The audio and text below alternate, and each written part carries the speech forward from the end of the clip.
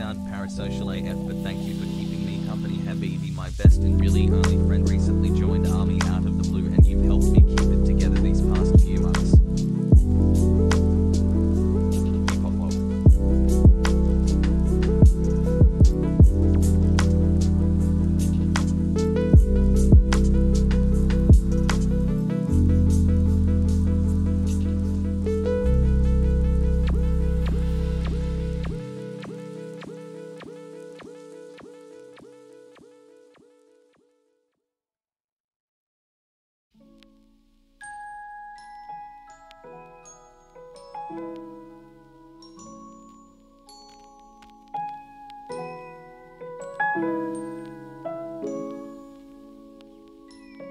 I started subbing BC, being a pay pig is better than the ads.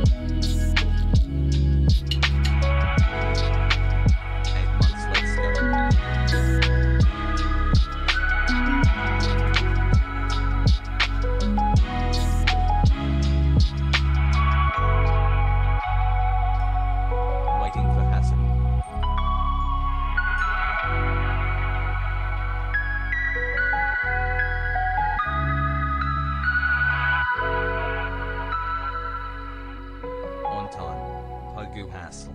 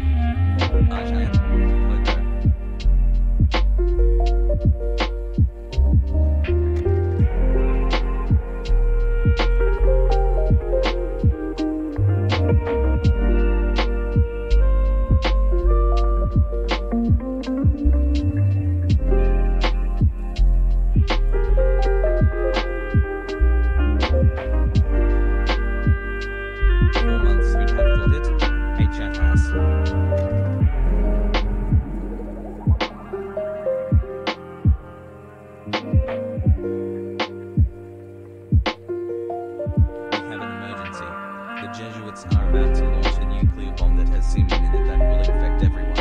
We need our scientists all over the world to help us stop this bomb. It's gonna be like Jesuit Bocat in a nuclear bomb and it's headed. Let's go do it.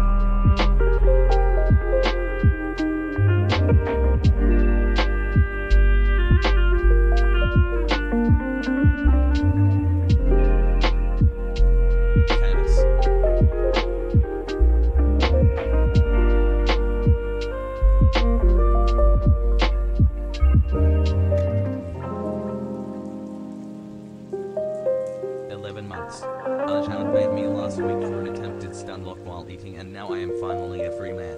What can I say? We do a little trolling here in the chat. Love you all, Hassel. Love you, chat.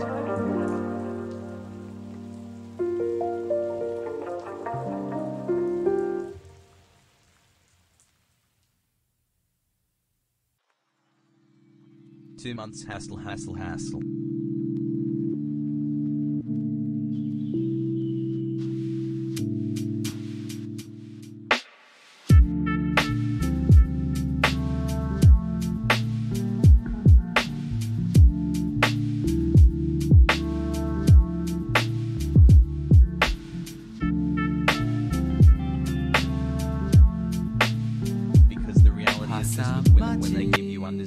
behavior, you need to punish it immediately, so she knows it's not cool if you take her back, take her on a date after she did some BS like that. She's gonna think it's cool. ストリームでね何を待ってるのハサン町今日は何するの橋のを開けてみなキャンバでおる日ね何を待ってるのハサン町前は政治のために来たけど下のは苦しいおいライブ中おうなんて大きくてセクシーな男なんだハサンハサン町なんて素晴らしいんでしょう見てみようこのイカれた変態野郎ハサンペッカー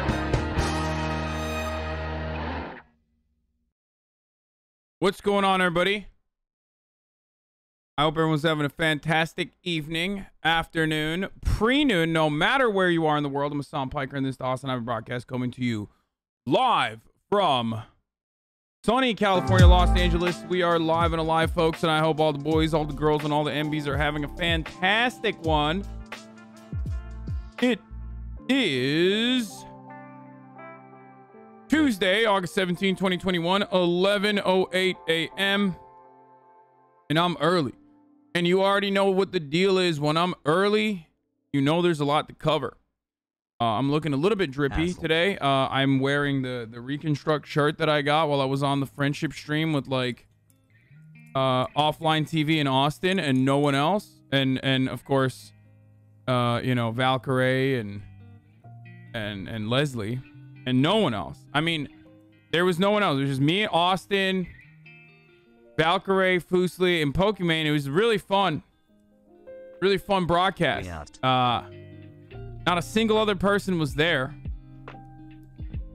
That was a lot of fun. I had a lot of fun with my friends. And then, you know, there was another guy there. But, you know, whatever. It's like, and anyway, so... radicalization has flex. Just, you know...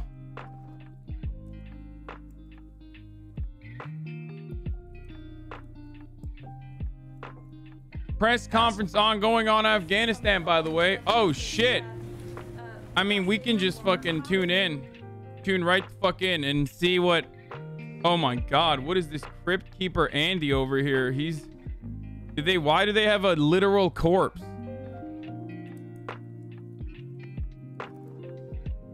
Why do they have an actual fucking corpse on the stage right now?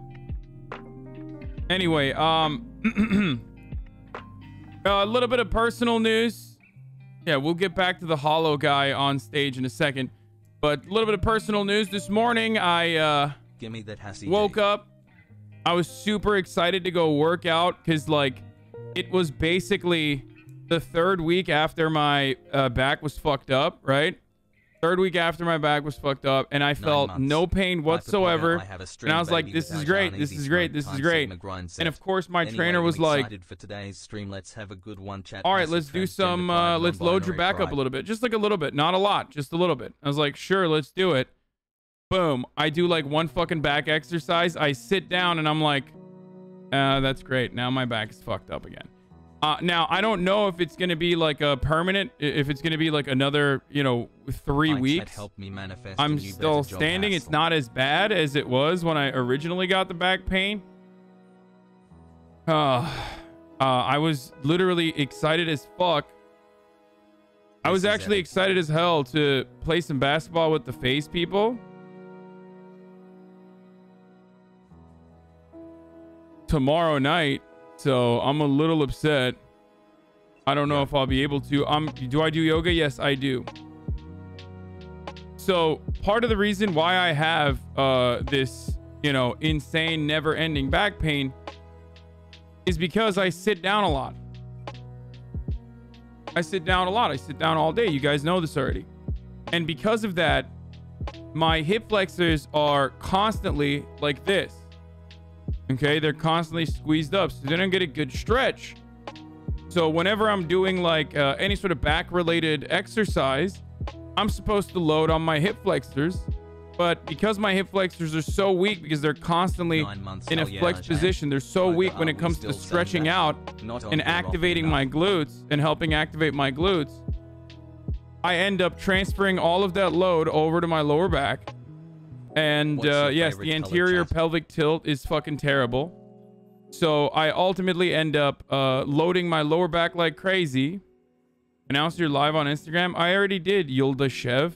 Why are there people in here who are literally like backseating my announcements? Like, bro, you didn't keep up with that. Okay, I already did announce it. Like I said, I'm live. Oh, it's not uploaded yet, but it will. Eventually. I don't know what the fuck's going on. Okay, it just uploaded. I did it like 6 minutes ago, but it did not upload. Anyway.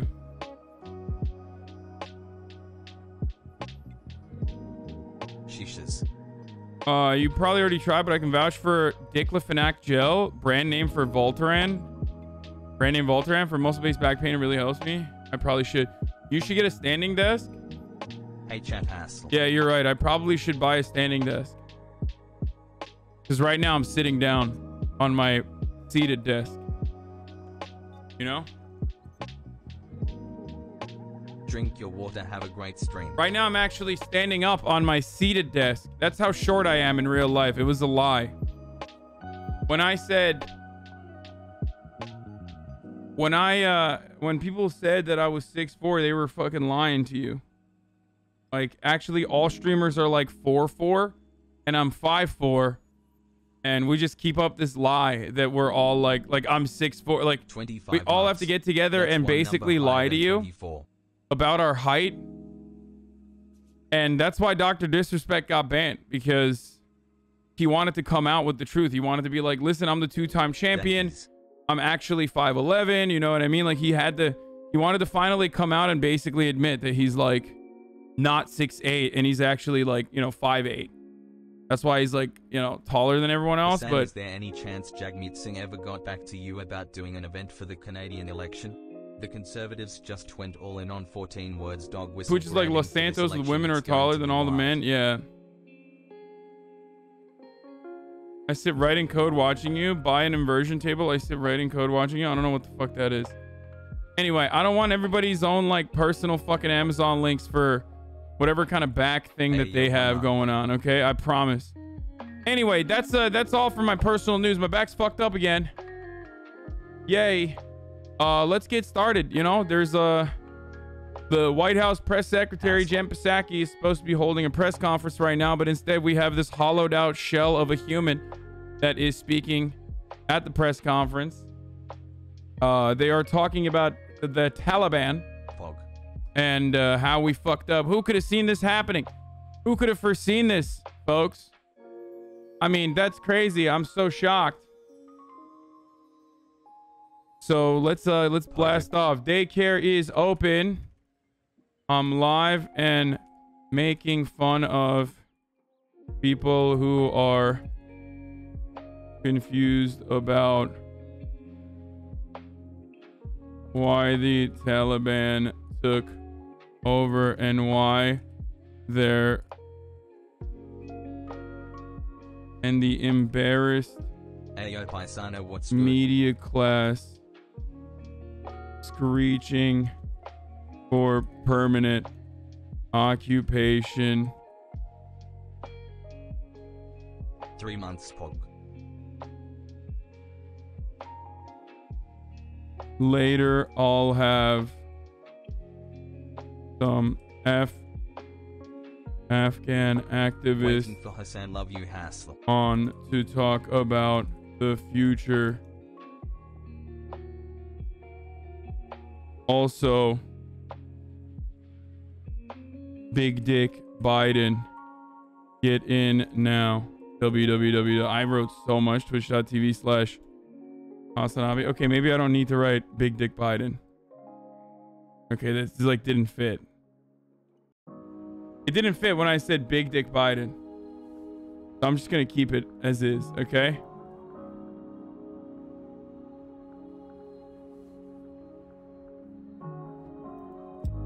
So there it is. Let your friends and your family know. Dude, can you stop saying Bang Kevin Abstract Weird Champ? You're being fucking strange as hell, dude. Please. Like, let's go. The chatter, do you want to get... I know you've been in here for like 20 fucking months. Do you want to get absolutely fucking destroyed? Is that what you want? Because like, anytime you guys do this for anyone, it's fucking annoying. Stop. Like, you're being remarkably cringe. Okay? Stop. Okay, I'm going on Tim the Tapman stream. What? Okay, I don't give a fuck. Get the fuck out of here, dipshit. Last question. You working on mobility for the anterior pelvic tilt? Yes, I am. The Afghan war has ended and everyone has been pardoned, according to the Taliban spokesman. Lived up. Here's the White House press conference now. Currently watching this hollowed dude talk at the White House press conference, which is live. Okay, let's get into it. Situation in Haiti. 2 questions regarding that. Will a U.S. military presence be necessary to secure the road between Port-au-Prince and the disaster zone for humanitarian aid? And then secondly, does the earthquake in Haiti affect the administration's view that elections should be held there this year? So on the second question, it's too early to tell what the impact on the political process of the earthquake is. We are in the process of assessing that. On your first question, right now what we're focused on is getting a USAID DART. Just saw the video with you spilling bullshit about Marcus Luttrell. I really hope you've done your research beyond that stupid article. People like Jocko and other highly respected special force guys wouldn't be friends with him if it was a lie. If there really ain't more to it than the video I saw, you are a really, really sad and weak individual. Hell yeah, brother. Yay, yay, hoorah! Every single Navy SEAL that actually wrote a book is totally not fucking lying about their, exploits in Afghanistan and other places, and that we will totally avoid the actual first-hand accounts from the Afghan people that they worked side by side with, and instead listen to the guys who are, trying to make as much money as possible by greatly exaggerating their actions out there. Hoorah! Do not dismantle my own personal view of the American imperialist forces. These are like basically the Knights of the Round Table for me. Okay? All right, let's get back to this Corbett. Doubt that you might ever recognize them. If you don't ever recognize them, how can you ensure that the president's promise of aid continuing to the Afghan people will be enacted? Well, so I don't want to get into hypotheticals, but I would point out that there are a range of different diplomatic relationships the United States has with countries around the world, including some very difficult or non-existent relationships with governments where we still provide forms of aid to people.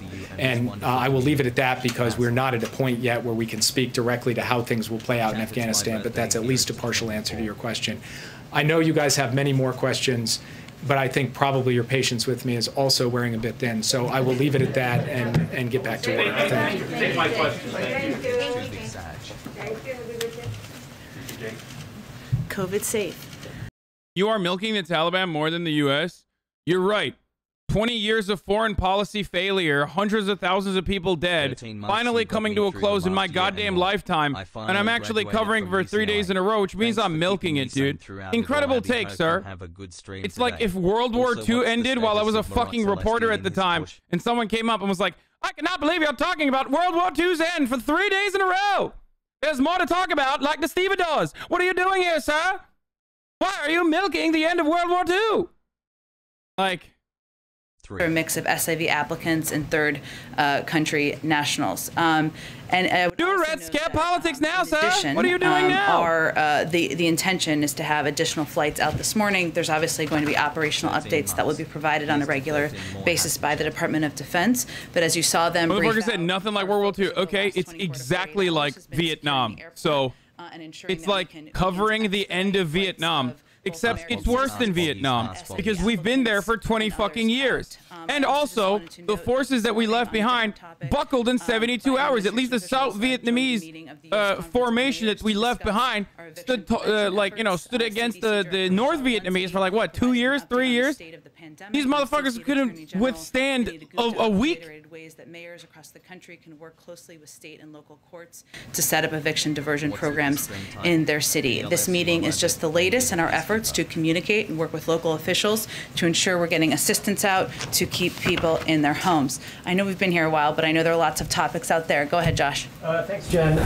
With regard to the booster shots, how many shots does the U.S. have available for boosters? And will supplying boosters have any impact on U.S. vaccine donations around the world? So let me first note that tomorrow the COVID-19 team and our health and medical experts will host a briefing and we'll discuss next steps as it relates to boosters.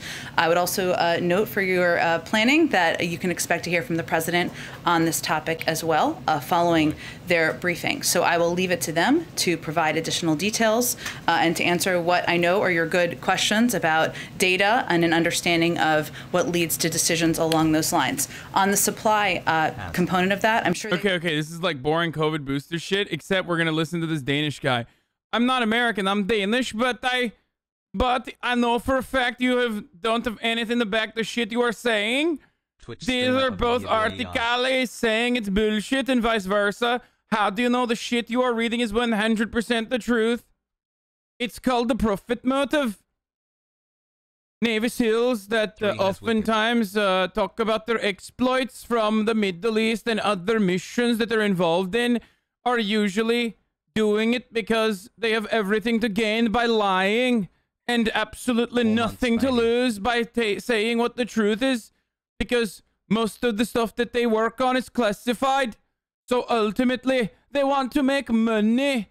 That's precisely why they lie very routinely. As a matter of fact, Chris Kyle was sued successfully by famous ex-wrestler, Green Party member, and also I think, Governor Jesse Ventura.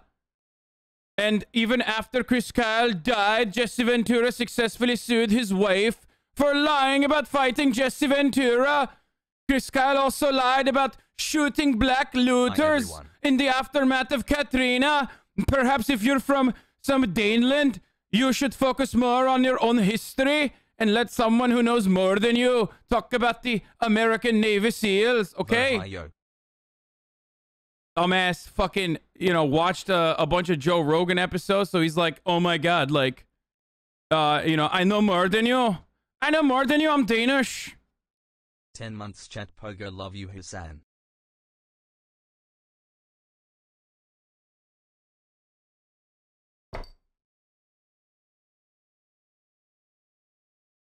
Howdy. Anyway. Bro, why are you doing the accent that's racist people have now awoken? Oh yeah, of course. He won't stop. Legends say HasanAbi still talks in a Northern EU accent. Hi. Oh, always. I love doing that. Anyway. Joe Rogan is still cool, yeah, but sucks that he's anti-vax. Anyway, let's keep watching. What the fuck? Whatever the fuck's going on here. Expect that number to increase to 5,000 to 9,000 a day. Can you talk about what needs to happen between now and then to ramp the number up, and when you expect to hit it? Sure, Weijun, it's a good question. I think what I had been referring to just a few minutes ago was the fact that our focus has been on securing not just the perimeter of the airport, but also operational capacity at the airport, which of course is a Department of Defense operation they're overseeing in coordination with the State Department. And so because we've had success in that regard, we are hopeful and expect to expedite additional flights out. So that was not the place where we were at this time yesterday. And given we've made progress in this regard, we are hopeful to increase the number of people, American citizens, SIV applicants, and others that One of my favorite things is when chatters like defend other chatters in precisely the most charitable way possible. Did that guy say you were wrong though? He legit just wanted to know how you knew what you called the truth. Feel a bit bad for him, not gonna lie. You only feel a bit bad for him because you yourself are probably a dumbass in a similar capacity to how that guy was a dumbass, because that motherfucker didn't just like ask a normal question. He literally was calling me a weak individual and really, really sad. So why is it that you always end up like forgetting the parts where someone is incredibly combative when they're actually not simply asking questions? Because no one is ever simply asking questions, okay? But you're doing the exact same thing, bro. You act like you know it all. What a fucking American way to look at things. See? He's not even standing down after I explained to him why, you know, there's a lot of motive for Navy SEALs to lie. There's also additional fucking information from people that they've worked with that disproves the theory. There's other American forces that you know, there's like actual fucking American military members that also oftentimes discount and discredit the personal account heroism of Navy SEALs when they write books about it. A lot of the shit that they're doing is classified.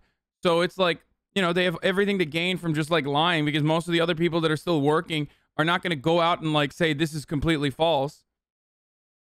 I gave you a motive. I gave you examples. I gave you all of the evidence you would need to recognize that this is wrong. The only thing that's motivating that person at this point is just like pure fucking idiocy. That's it. He came in here 21 minutes ago and is like, you know, still fucking chirping it up about some of the worst hogs in this goddamn country. Some of the biggest like liars. Finally, our sub baby is born. What should we name it? Poggies. And people who are on the ground in Afghanistan. And what our effort is now is focused on moving as many people out as we can from the country. But I would also note and reiterate to anyone who's a critic that any president has to make difficult choices as commander-in-chief, as Jake Sullivan just said. And the president made the choice that he was not going to ask U.S. men and women, servicemen and women, to fight a war that the Afghans were not willing to fight for themselves. It does not mean there aren't going to be impacts that are gut-wrenching, that are heart-wrenching, that we're all watching transpire over the last couple of days. But these are the difficult choices you have to make as commander-in-chief, and that's the choice he made. And does he still have confidence in his intelligence teams? He certainly does. He works in lockstep, and he's been briefed on a regular basis, as Jake just outlined, multiple times a day sometimes, by members of his national security team, and we're working in close coordination to get the job done each day. Go ahead. Sort of follow up on Caitlin's questions about criticism from people who are your allies or your friends. David Axelrod has called you the best press secretary in his lifetime, I think. My mom would like that. Okay. But he's also said that the events of the last weekend are, I mean, this is paraphrasing here, but indefensible, I think. He said you can't defend them. And he has... Yeah, whatever. David Axelrod's a bitch, dude. Obabe fucking literally uninvited him from the birthday, dog. Who gives a fuck if he thinks Jen Psaki is like the greatest press secretary of all time? Let me just say something to you, okay? David Axelrod fell off, dude. The hood watches... I don't know who they watch, but definitely not David Axelrod, okay? He fucking fell off. Obabe gave him the cut, dude. Can you imagine? Can you imagine getting cut from the motherfucking Obama birthday bash, dude? You can't even, like, stand around Chrissy Teigen and John Legend. Like, what's the reason you did this for your whole career? if your main man won't even let you hang out with like all of the fucking famous people. That's crazy. The hood watches Nicole photos, you referred to some of them, Mike. The president stands by his decision because he knows it's in the interest of the United States. You didn't even get invited, L Nerd? Yeah, because like I criticized the drone stuff, you know, a lot. I criticized Obama a lot, and he didn't like that. That's why he was like, Hasan, normally I would like to welcome Islamic presence. As you know, I am a Kenyan Muslim. In truth, inshallah, brother, one day I will be able to come out. But for the time being, you spoke not so highly of my drone striking operations, and that's why you will not get invited. That's what he said. Swear, dude. So are members of his team. And what you have to always make the decisions based on is what's in the interest of the American people. Go ahead. Does the president believe that his orders were executed as intended?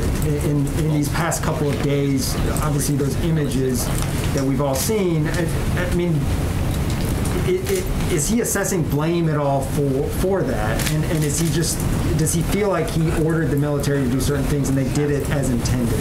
Well, his order was to deploy additional middle. Dude, Obama cut David Axelrod worse than Ludwig cut me out of all of the videos that I've ever appeared in on his channel. HIV applicants and others safely out of the country, some to the United States, and to help our partners and allies around the world as well. We are effectively doing that. And the photos we're seeing of chaotic moments, no doubt, at the airport are of many Afghans who want to get out of the country. We certainly understand that as well. And as Jake just said, when you're at a point where things are happening more quickly than anyone would have anticipated, not just people in this White House, but certainly people in Afghanistan, people in the international community, probably people in Congress, then you're going to have some chaotic scenes. But the president is confident in his national security team and their ability to get the mission done and get the mission accomplished. And as I just noted earlier, right now, the airport is yeah, mission accomplished. Like, you know, 7 civilians died. I guess they were firing warning shots into the air, not realizing that some of those bullets come back down, of course. We don't know exactly how those 7 civilians died. On the ground, eyewitness reports say that, you know, the American military fire is the reason for why they died. But hey, you know, mission accomplished, boys. Let me just say a couple things, okay? That instance of like 7 people dying at the Kabul airport, when the Taliban have already allowed civilians to fucking escape if they want to, because they're political dissidents, who gives a fuck? It's great for them. You know what I mean? They have full control and they're letting the political dissidents leave on their own volition. Awesome, right? For the Taliban. Like, and then the American military comes in and locks up the fucking, locks up the airport, shoots a bunch of civilians that are trying to escape, okay? And then you watch the ones that do get past that military guarded gates cling on to the goddamn tires of fucking planes. Like, that's how desperate they are to escape, okay? Like, they're like, I would rather take a chance with physics than actually, you know, take a chance with the Taliban. Like, that's how desperate some of these dudes were to leave. And we're looking at this. We're looking at the situation and going like, we did great. Great job. Like, great job so far. Why haven't we been facilitating an expedited asylum program for the past month? You knew this was coming. As high.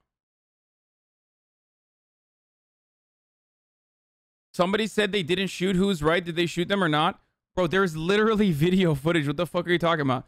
And even the passive tone, neutral Western media, when they're covering it, they say the U.S. troops fired warning shots.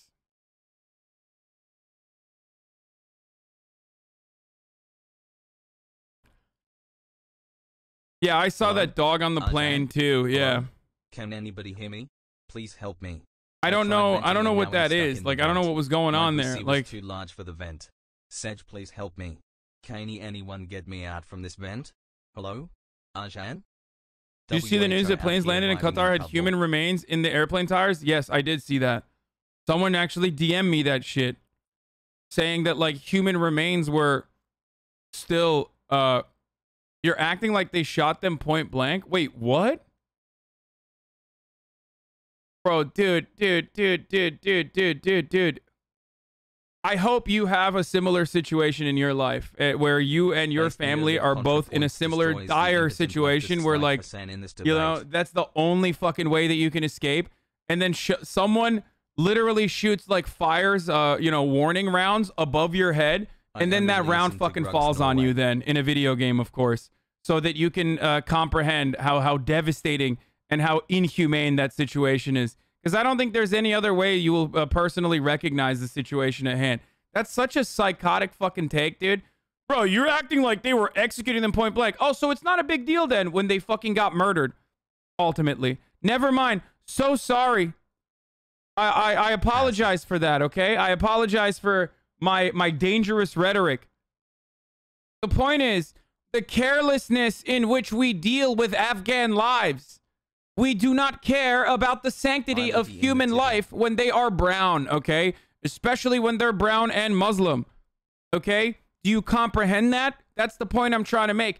It is a perfect analogy.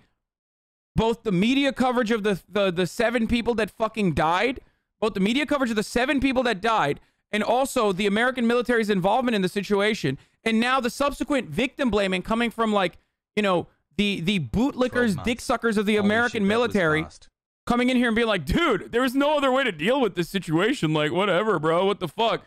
That's all wrapped up in the same kind of idiotic fervor that the media whips you into a frenzy that justified the invasion of Afghanistan in the first place when we had no fucking business being there. This is precisely what I'm trying to educate you on. To stop thinking in this way, this binary thinking where you're just like, it's good. The brown people, they deserve to die sometimes. Like, this is unironically the opinion that so many of you have. It sucks. Norway 11 months. Okay. There could have been so much more death. 7 was very, very low. Oh, sick, dude. That's great. No, that's a wonderful fucking take, man. That's a wonderful take. I love when people do armchair, like, you know, consultancy and talk to me about realpolitik from their fucking basement that they crawled out of, that they watch my Twitch stream on. I didn't realize. Do you work for the CIA? Is that why you're in here defending the Department of Defense? Like, what's happening? Are you doing it for free, you fucking dumb moron? Or is it your hatred for the Afghan people that you will then simultaneously act like you care about in an effort to justify permanent occupation? To say, like, that, you know, oh, I really care about the Afghan people. 7, not that big of a deal. 7 casualties, who gives a fuck? Chatting.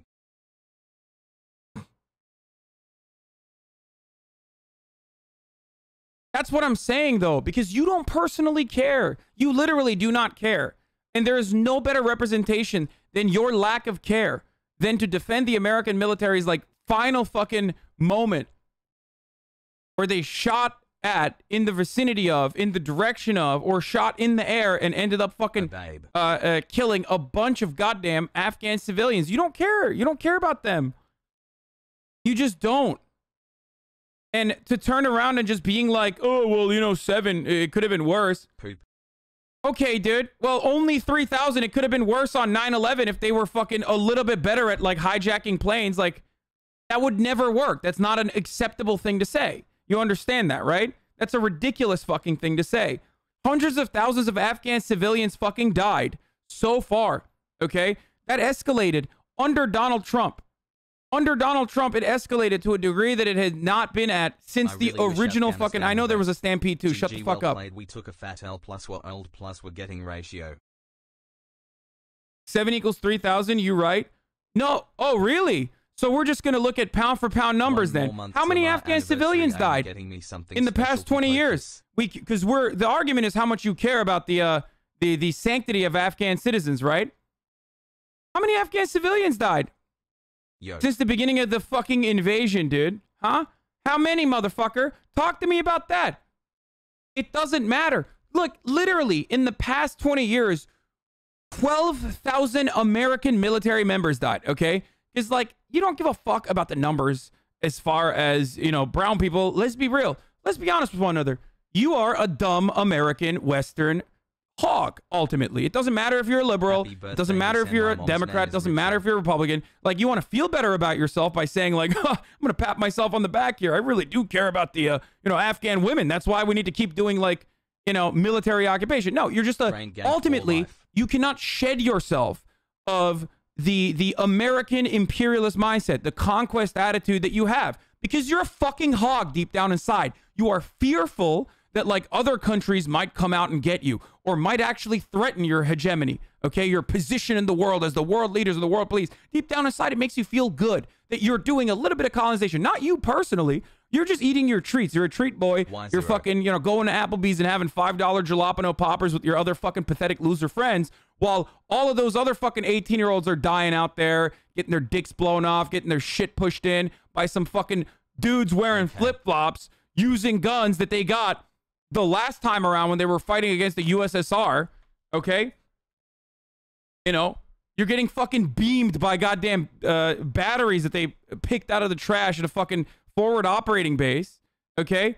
But it's great. That's happening, and it should keep happening because it makes you feel good.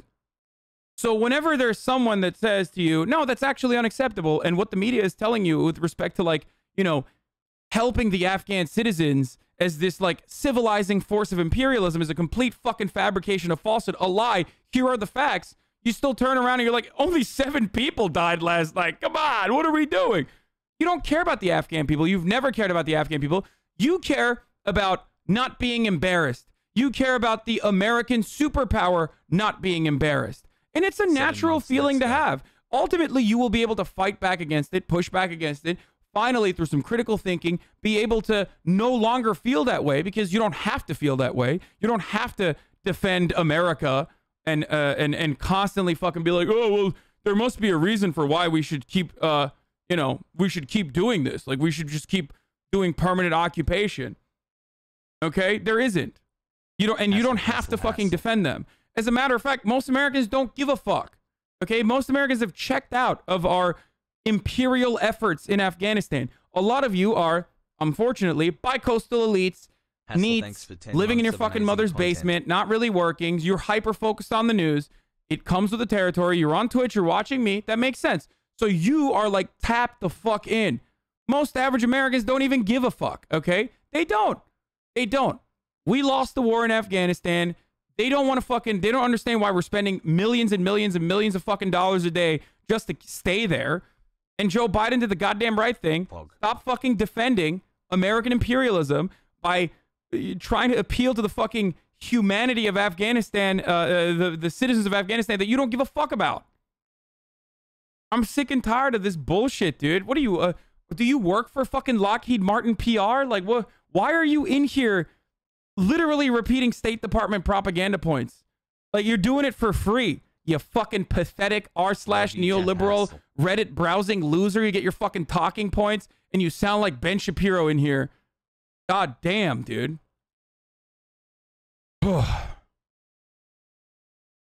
Howdy.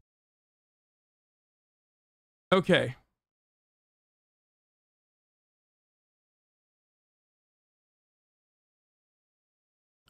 But the thing is that people believe you don't condemn bad leaders like Maduro. What the fuck? I condemn Maduro all the time. And also, Taliban is dog shit. Do not compare either of those to fucking Cuba. Shut the fuck up. And I've never been a fucking fan of the Taliban or supported the Taliban.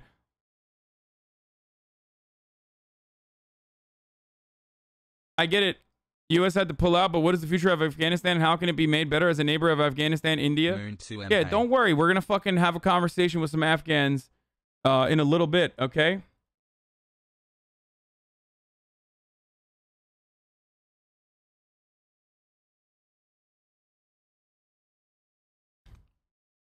Shut the fuck up. Li Fong with the fucking goddamn incredible work. These are the moments where Li Fong fucking thrives. This is why I still love what he does. Thank you, Dai Dre, for the 10 tier 1 gift subs. Apparently, he's a $760,000 contract for gym equipment in Afghanistan. Another $169,000. Another for $115,000. $45K for Afghan treadmills. That's it, boys. That's it. That's why war is a goddamn racket. Okay? so that they can have fun now. You know, it's theirs. It's their presidential palace. The Rock for President. They get to have Rock fun. 2024. Talking to Taliban politicians to make it better, you may as well be talking to a brick wall. Okay, guys, listen. You guys are insane if you think that there is, like, you know, this liberal notion that a bunch of fucking Pashtuns are gonna, that like went and got their education in the Pakistani madrasa, that came down from the fucking mountain and are touching gym equipment for the first goddamn time in their lives, are gonna be like, oh yeah, we love liberal understandings of government. Actually, we are going to do an election, fair and free, bro. Of course that's not gonna fucking happen, dude. Are you stupid? No shit. But the point is this. One, if that's bad in the first place, and it truly is, then perhaps we should not have fucking armed them and turned them into a actually legit fighting force against the USSR, okay?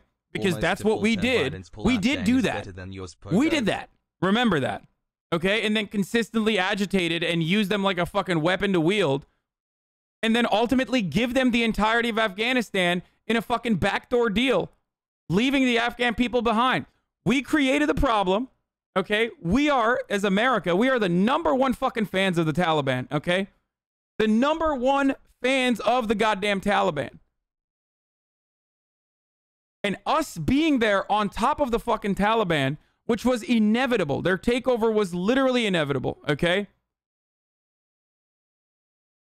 Us being there on top of that, and us fucking straight up, you know, melting motherfuckers there too, and like getting our dicks blown off out there for no fucking reason other than like dumbass patrols over poppy fields for literally no reason, as they do pot shots from the fucking mountaintops, is completely unacceptable, ridiculous, a waste of fucking money. And that's the reality. That's the reality of the situation.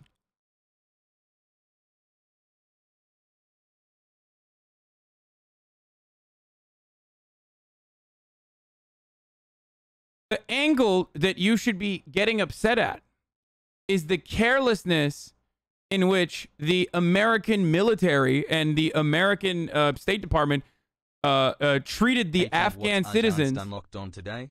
Hassle everyone. And did not offer them like asylum opportunities for asylum ahead of time. Just like they fucking left Bagram, the airbase in Bagram, overnight without telling the Afghan security forces.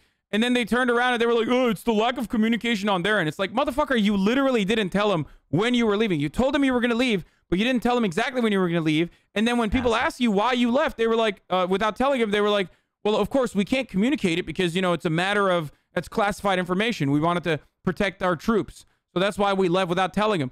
So these Afghan security forces come in one day and the Bagram Air Force is just completely empty. There's like, the Black Hawk is still there, okay? But other than that, it's just empty. There's just no one there. Why would they fucking try to fight the superior Taliban military forces? They have no will. They have no training to do so. We've known that there was no training to do so for the past like 15 fucking years, okay? All of this was known. The American government had every opportunity to communicate the reality to both the American citizens and also the Afghan people. But they did not do that, okay? They didn't do that because they don't give a fuck. Ultimately, they do not give a fuck. And neither do the media members, and neither do the dumbass fucking hogs that come in here and repeat the fucking takes that they saw on MSNBC or on, you know, whatever fucking favorite subreddit you go to that's just literally regurgitating like State Department propaganda, okay? I'm tired of it. I'm tired of acting like this is a legitimate concern that people fucking have.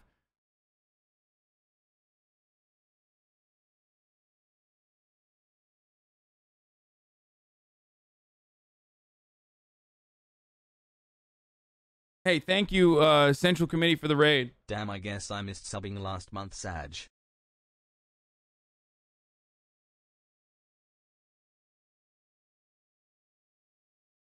Yeah, now they're even more powerful, dude. They got Humvees, they got a Black Hawk helicopter. They don't know how to fucking fly it, but, you know, maybe they'll learn. We spent $90 billion on training the Afghan security forces, and we knew that they were never going to fight the Taliban. Like, we just knew that they never were going to fight the Taliban. They just weren't. And the original reason for why the Taliban even had power, aside from like the southern regions, was also because of imperialist involvement.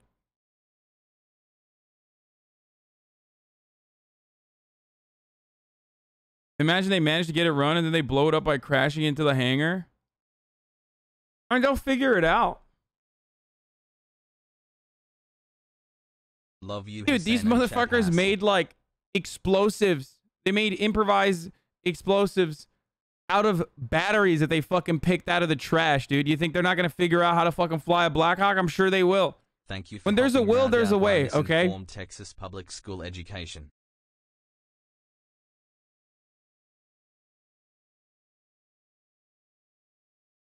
So let's hear from a fucking annoying neocon who is going to tell us why Afghanistan fell so quickly. Now, unlike the VA just sent out an email being like, please don't kill yourself, the millions of people who realize they fought a bullshit war. Okay, let me just say something, okay? All the veterans that are in here probably felt some type of way when I was saying, like, dude, if this is the moment that it took you to fucking recognize it, you're kind of dumb. Sorry that I said that. Okay, I'm sorry that I called you dumb. Okay? But now that you have recognized it, do something about it. Okay? We just lost the if Vietnam you War. now only now recognized that your entire efforts in the region were literally for nothing but to increase the profit margins of American defense contractors, okay? And extract natural resources. If it didn't, if it took this long for you to comprehend that, and you know, test weapons of war that will inevitably be used on you if you're like a homeless veteran or some shit, because like that's coming, or it already has come. Okay? Then please recognize it and then do something about it. Join a fucking organization. There's plenty of other veterans who feel the way that you do, okay? Who have felt the way that you have felt or are feeling now for a very long time. I am a new viewer and your points actually okay? really resonate with me. I'm 23 from Nashville, TN, and come from a conservative household. You're really opening my eyes to how fucked our moves have been in the Middle East. Thank you for this.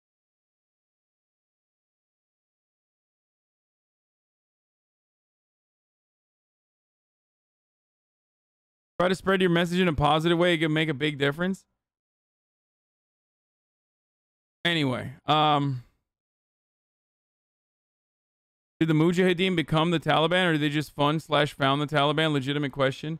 The Mujahideen are a collection of individuals, like from different tribes, okay? It just means like people who are doing jihad, all right?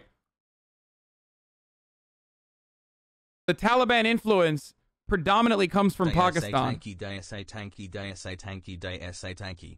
And it's no different than like the Northern Alliance in many ways. Like there are just different fucking warring tribes led by different warlords with their own kind of seasoning, okay? You know, some of them want to fuck little boys. Some of them don't want to fuck little boys. They're like, we are very anti-boy fucking. You know what I mean? There's like there's like a bunch of different kind of warlords out there. And it's a collection of those individuals. Your take on the soldiers who accidentally killed with warning shots is trash? Well, I don't give a fuck. You're a fucking idiot. You're an imbecile. Shut the fuck up. Yeah, if you went down there and you deployed there and you fucking shot warning shots and then you ended up murking some like Afghan citizens, okay, that were like so desperate that they were willing to cling on to fucking the tires of a goddamn plane, then yeah, I hope you do feel bad about the withdrawal. And yes, your service is in vain. And I want you to fucking feel bad. You probably will feel bad because American healthcare is dog shit. You're never going to get a fucking job when you come back. You have permanent fucking PTSD and your wife has been fucking the whole neighborhood. Okay? So just live with that fucking reality and just be angry and white knuckle every time you walk into a fucking Walmart then because you deserve it. Now, if you don't feel that way, then, you know, then I will have all of the empathy in the world for you.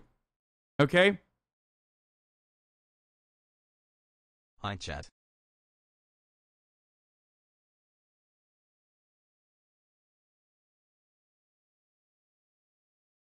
It's literally firing warning shots is literally not even a part of the fucking a standard operating protocol. Like that's not, you're not supposed to do that. Like, so you're not even right. You're just wrong. Okay?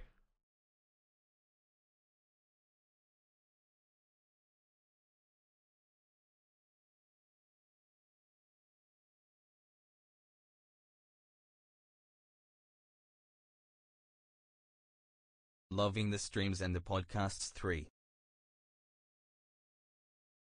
I mean, speaking of veterans' wives, hold on, I got to show you this incredible thing. I am so late with my resub. I was on vacation. I saw this last night and it blew my mind. Hasan. Of course, dude. I think there is a different motivation for some of these army wives out there to just be like, this is embarrassing. They need to go back there immediately and fix the situation. Someone finally told the president that some people were doing something. Seems Biden's a bit flushed from hiding and will be addressing the nation today, but he doesn't get a clap for that. And I'm not going to sit here and say what should have been done regarding Afghanistan, but I do know the way it's been handled, isn't it? For the last 20 years, after facing a traumatic terrorist attack on our country, we've lost Americans fighting the war on terror.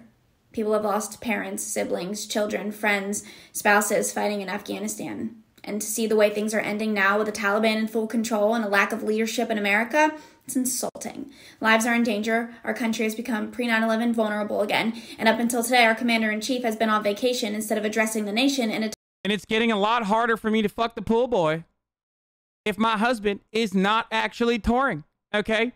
What the fuck? Time of worry and concern. Remember 9/11? It's like my own personal 9/11 when I can't have sex with all the people that I want to have sex with.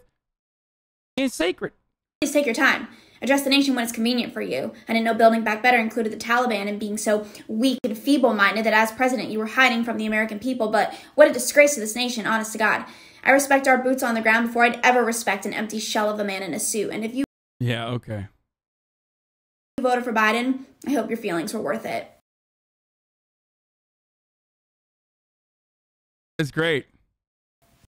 I feel like she's motivated a little bit. She's motivated to maintain the permanent occupation there. You know what I'm saying? Wait, there was a really funny fucking army TikTok about this that I got to show you. Fuck, it was in my replies. I don't know where it is now.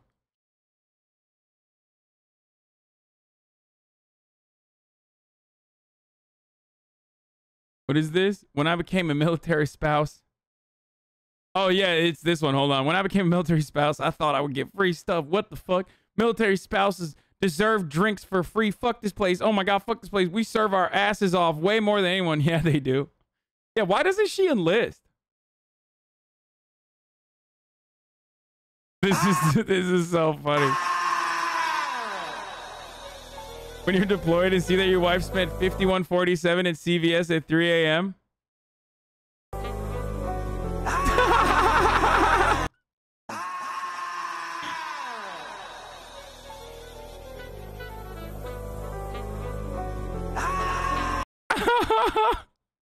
I love this, dude.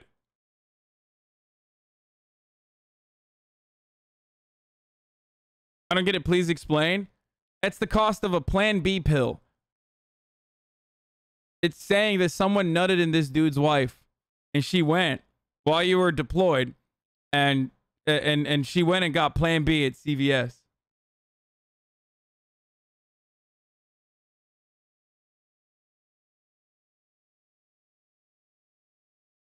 Hasan the Hun has a huge following. Yo, Joe Pags is still trying to fucking get with it. Hasan the Hun has a huge following. Says we shouldn't have armed the Taliban, Mujahideen, against the USSR. So it would have been better to allow the Soviets to colonize? Yes. Yes. 100%. Yes. Yeah. Oh, for sure. Like, totally. Yeah. Yeah. Let them fucking deal with it. Yeah. Hey, come on, dude. Not funny. I have to stop sleeping with his married army wife now. Okay, dude. You don't have to do that. Don't worry.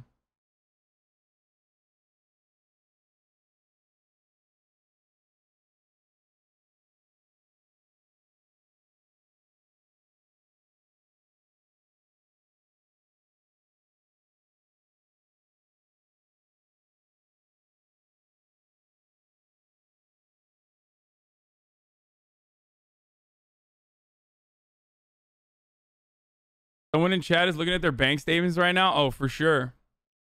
So imperialism is okay when Russia does it? Yes.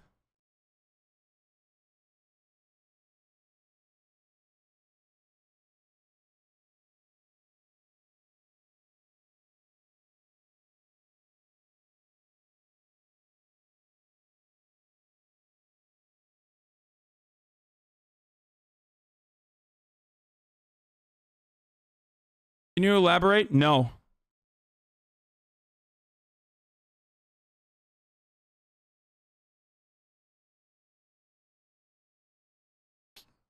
Do you like the Taliban? Because, like, here's the thing. Even if you're like, oh, USSR bad, okay? There's plenty of bad in the USSR, especially under Stalin. But even if you're literally like USSR bad and America good and Taliban bad, then you should recognize that, like, yes, Afghanistan genuinely had a socialist movement at the time that the USSR wanted to start building like hospitals and fucking and started building schools and hospitals and shit, right? They wanted to do it because it would have helped their internal politics at the time. They wanted to do a demonstration. Like, it's like when Cuba fucking sends doctors everywhere, okay? They wanted to demonstrate their power internally and also externally. So if you consider American occupation to be good, because a lot of you do, and you prefer that over the Taliban, then you should literally have that same exact energy towards the USSR occupying Afghanistan. It's the truth. If you literally feel as though the American occupation was ultimately a force for good, then you should literally feel the exact same way about the USSR occupation, but you don't.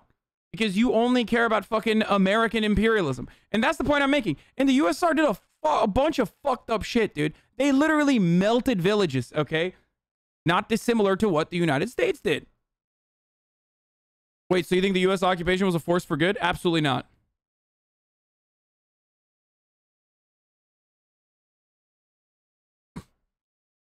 Absolutely not.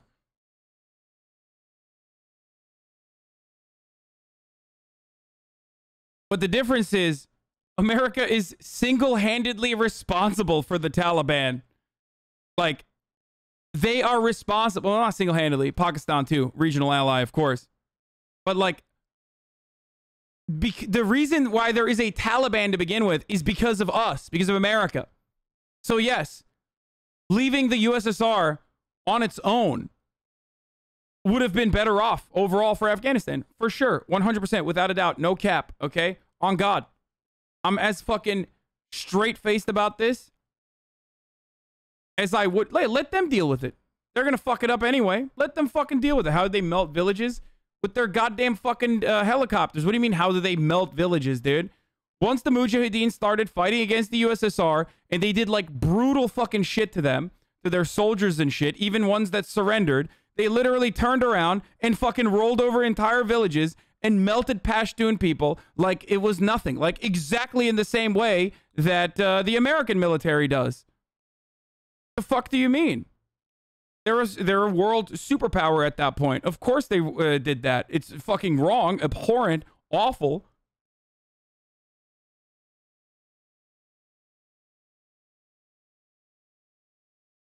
But if you personally think that American occupation is better off than the Taliban, then no Taliban at all would be better off for Afghanistan. And I do think that. I do believe that. And no powerful Mujahideen as a counterforce to the USSR would mean, USSR occupation without. This is how the USSR melted Afghanis. Okay, stop.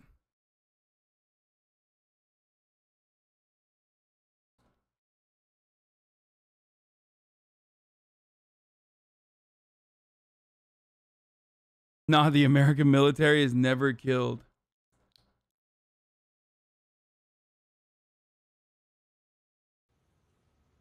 Have you? Why is the U.S. responsible for the Taliban's formation? I don't know. Ask the CIA.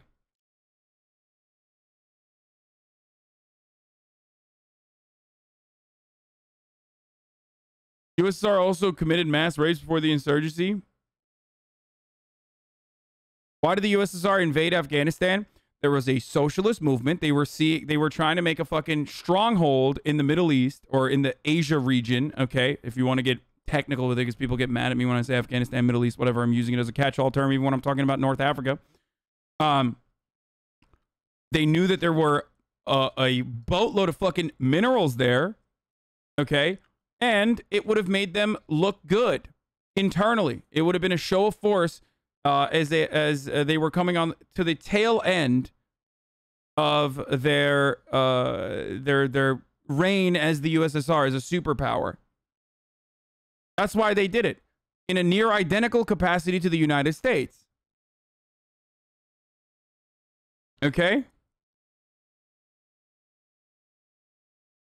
A lot of resources there, dude. A lot of fucking resources.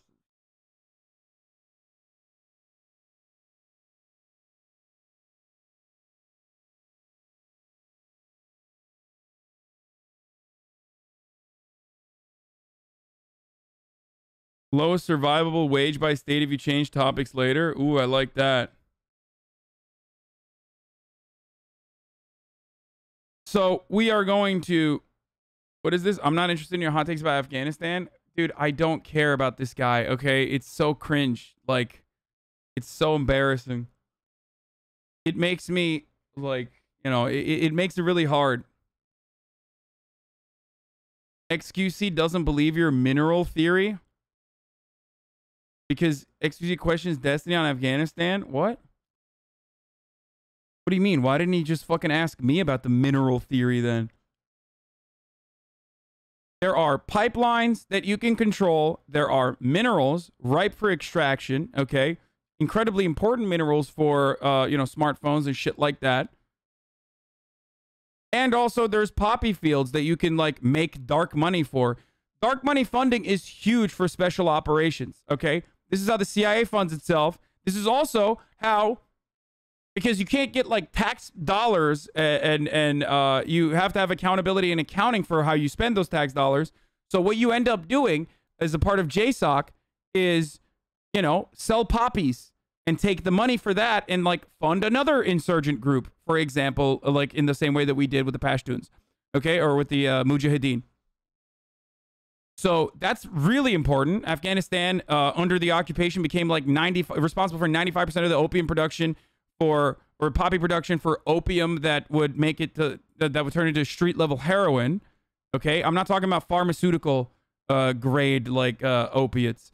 I'm talking about the poppy plants that would then turn into actual heroin that you see on the streets.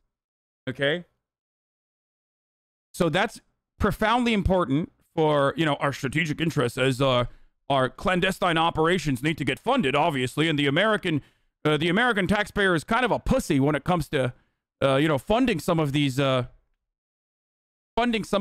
insurgent movements that we have to fund for strategic interest in the region. The CIA may do that, but I can tell you with 100% certainty that VetBot Gaming, that JSOC does not do that. I am telling you with 100% certainty, VetBot Gaming, that that JSOC absolutely does that alongside the CIA. The CIA is now a bunch of pencil pushers and fucking defense contractor dildos that don't go into like fields of war. It's JSOC that is doing what the CIA's bidding is. The fuck are you talking about?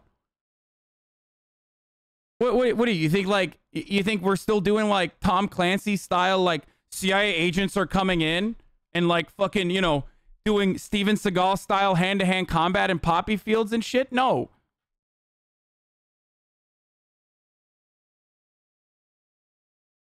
They also invaded because the socialist government that took charge in the late 70s was not following the wishes of the Politburo, so they invaded to install a puppet socialist government in Afghanistan.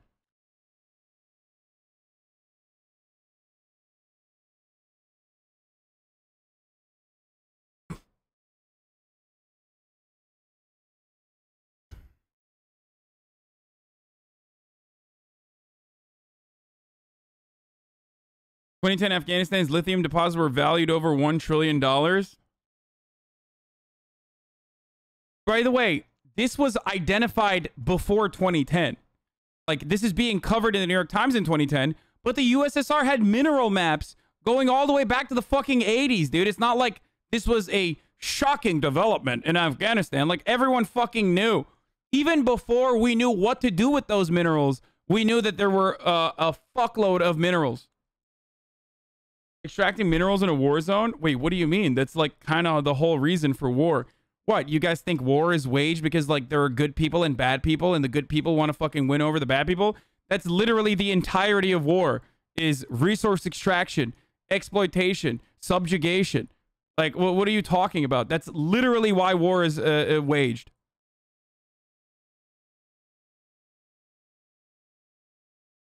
Why Afghanistan is unable to extract its vast mineral wealth? Poor security, weak legislation, corruption, plague mining in Afghanistan. Yeah. What do you mean? That doesn't mean that there isn't vast mineral wealth. That is not an argument for why. That just means that's an argument for we need more stability. Kind of like having the most powerful force in that region take over the country without any bloodshed. For example, let's say it's very difficult to fucking extract minerals without all of the contractors, right? Because the contractors are like, well, what the fuck? Like, the Taliban is literally intercepting our trucks full of minerals whenever we fucking take them out of the earth. So what happens in that situation?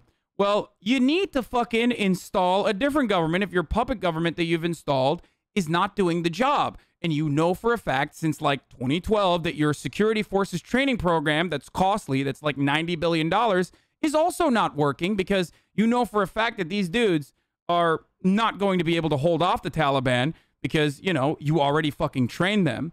So maybe you cut a backdoor deal, you literally fucking get a top level Afghan Taliban prisoner and you get him out of prison, okay, which Donald Trump did.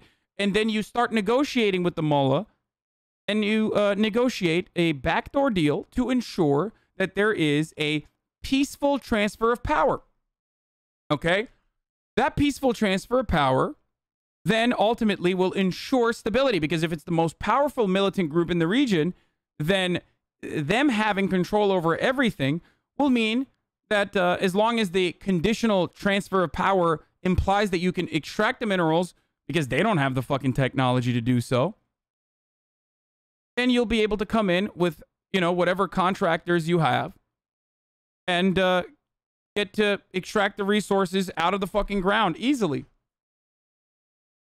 Feel me?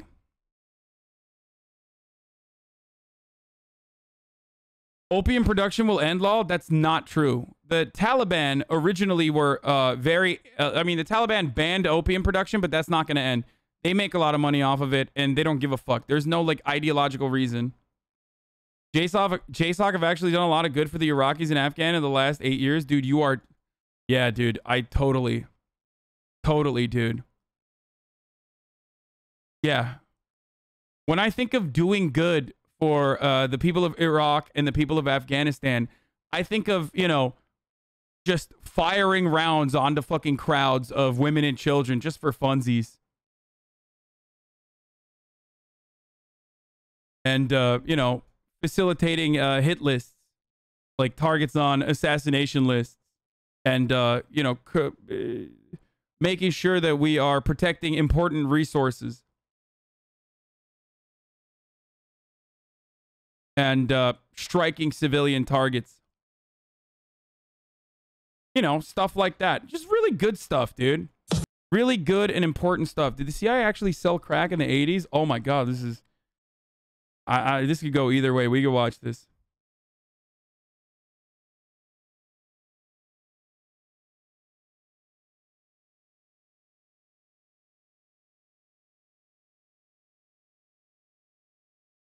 Yeah, here's the USSR mineral mapping. Like, they knew about it.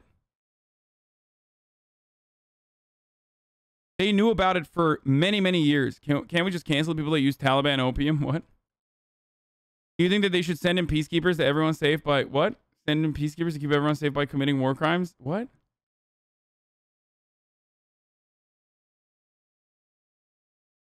Are splitting people's heads open in a V shape by doming them for fun just to see their brains on the ground? This is good for Afghanistan. You are being slandered as a lib? Oh, I don't care, dude.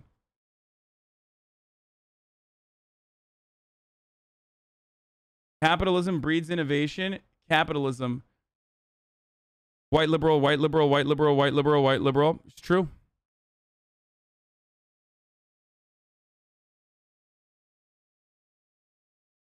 Yeah. Liberalism is when you have a fucking PSL member, okay?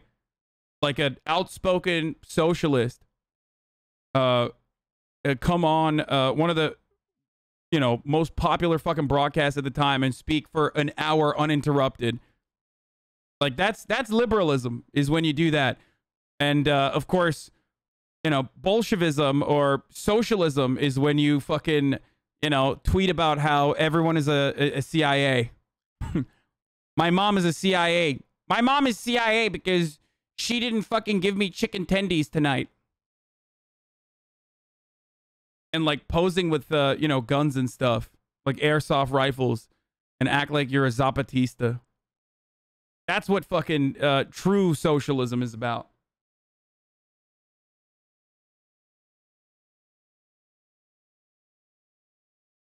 What are the political motivations of the Taliban? Domination. What do you mean?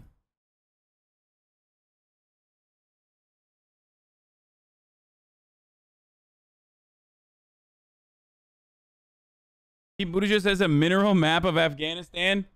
Oh yeah, dude. Dude, JSOC, what do? They do good stuff. Pete Buttigieg is a huge resource and mineral map of Afghanistan on the wall of his living room. You know, I'm sure his work on economic stabilization of war zones while at McKinsey and in naval intelligence before that was totally above board and 100% ethical.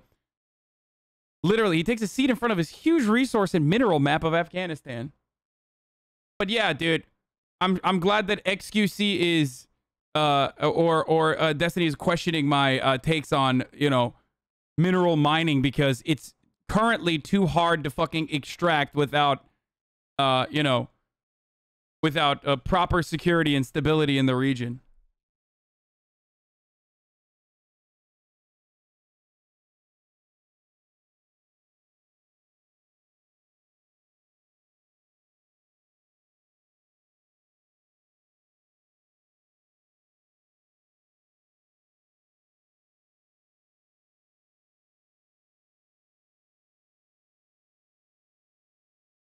Okay.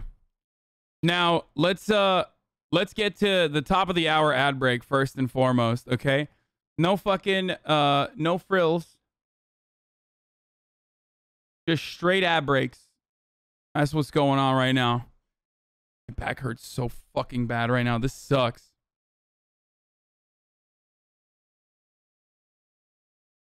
He just reacted to the statement. No research whatsoever. Even mentioned that he doesn't really know. I'm not sure why he had such a firm stance on the matter. I don't know. I'm sure he will, you know, correct his take then in the future, maybe.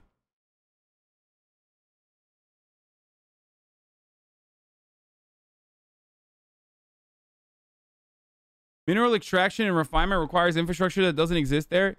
Dude, I know, but that doesn't mean the fucking natural resources don't exist. You're literally looking at like an area that's ripe for fucking extraction. Okay, guys, let me explain something to you. The most significant part of resource extraction is having the natural fucking well, okay? Having the natural resource in the ground to begin with. That's the hard part.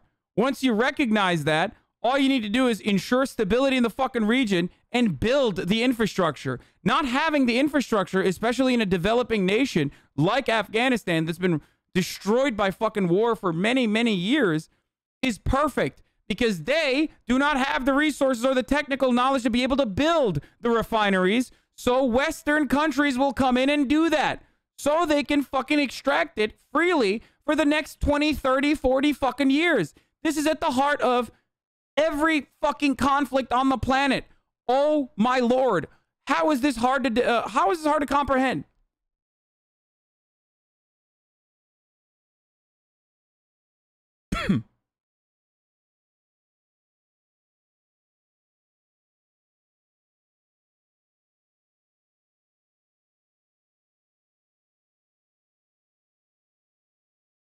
Bush team agreed to plan the attack the Taliban a day before September 11. I know I talked about this yesterday a little bit.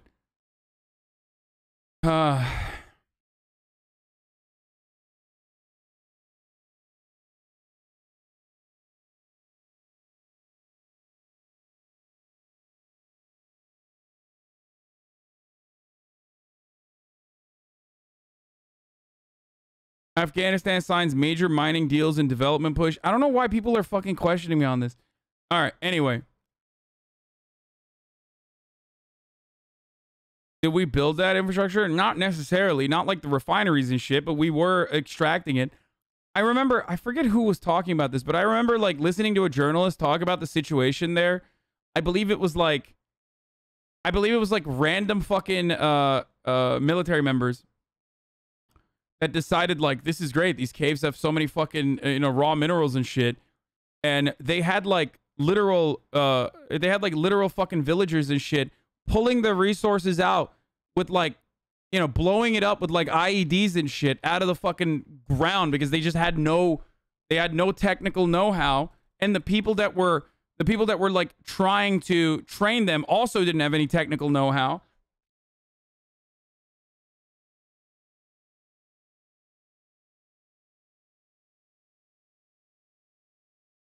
Put it into Zoomer terms.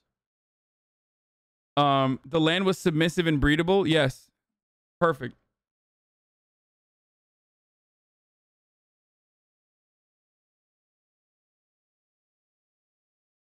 The guy was on Chapo talking about how a shell core for the DoD basically operates in caves. Yeah.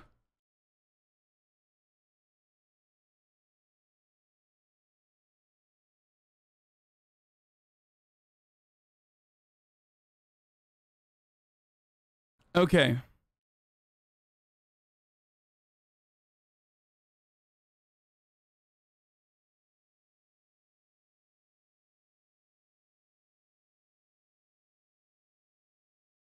Oh, this is the investigation. How Afghanistan's president helped his brother and a U.S. contractor secure lucrative mining mineral permits. Okay, dude, just stop.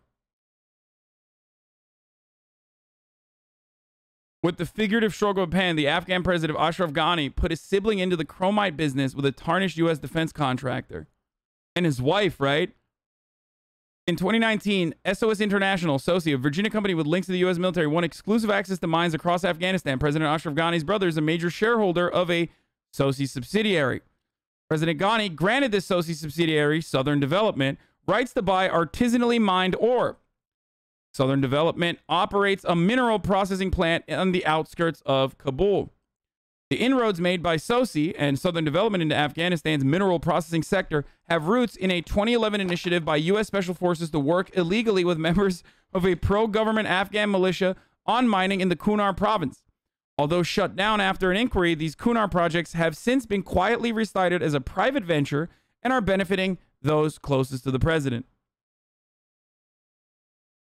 Farm to table, artisanally mined ore. I love that. Oh, I fucking forgot to run the ad. Top of the hour is the first one of the day. If you no longer want to see the ads, you already know the deal. You can subscribe either for $5 or for free with a Twitch Prime. Okay?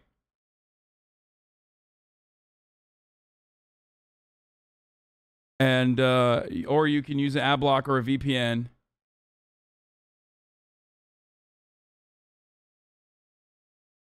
Okay, here's the 1 minute ad break now.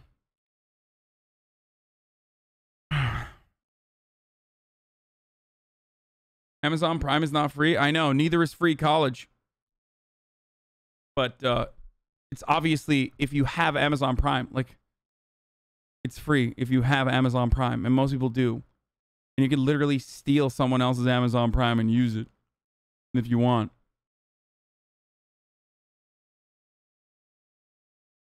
Anyway, what advice would you give to someone who's stressed about living in a capitalist society? I don't know. Do you still eat ice cream Sammys? No, I switched it over to Halo Top so I could lose weight.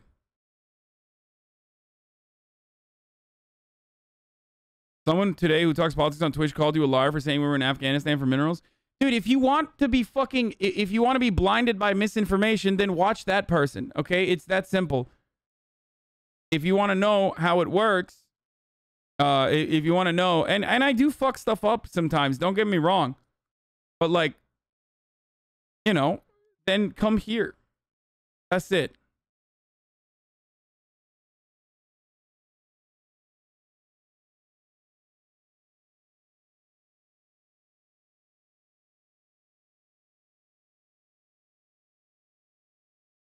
I guess Rambo 3 was right along. Afghanistan's a graveyard for empires.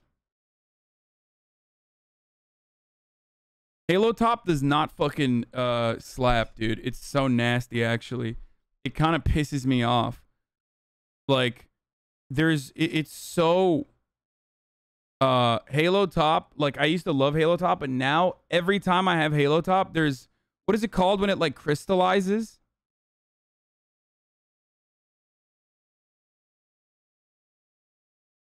Thank you, Chemiger, for the 5 tier 1 gift subs. I mean, it's great for 300 calories. Coagulates? No. There's another term for it, right? Yeah, freezer burn, dude. It like whatever it is in the Halo Top ice cream, it's so susceptible to freezer burn that nearly the entirety of the fucking ice cream, not just like the top, but nearly the entirety of the ice cream is like freezer burn. And it's so fucking nasty, dude.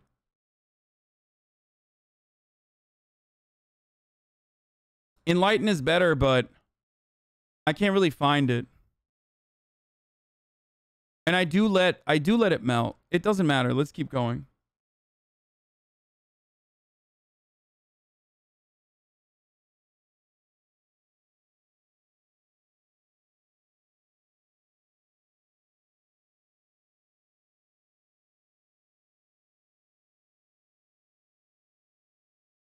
Anyway,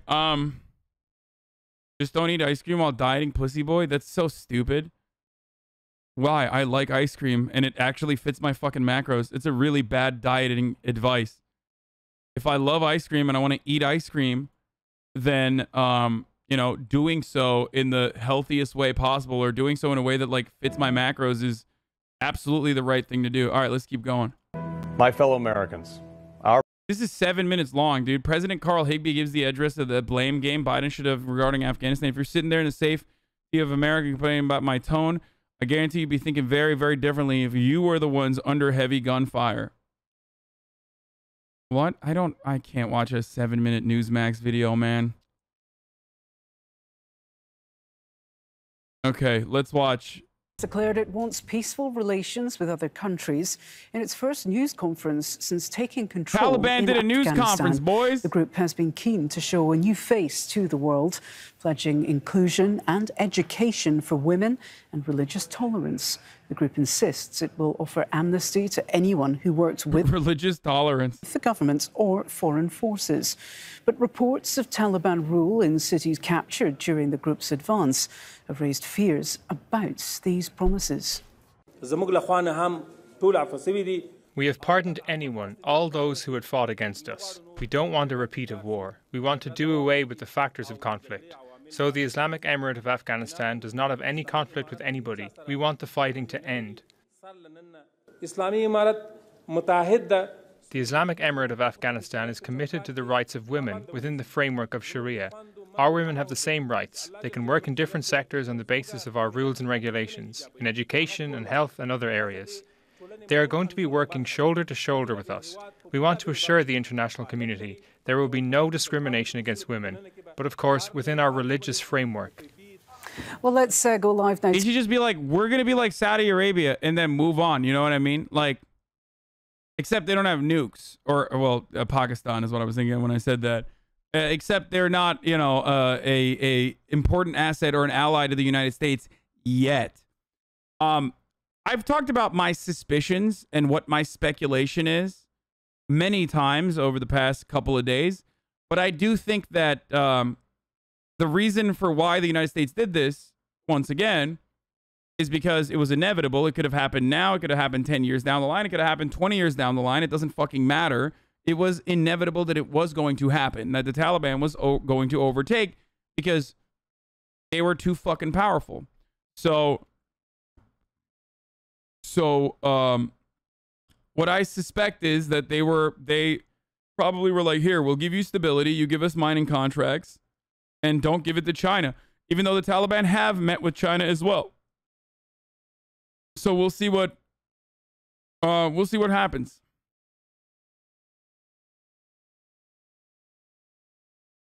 To Kabul, where we can speak with our correspondent Rob McBride. Rob, you were watching that news conference start to finish. How would you summarise it?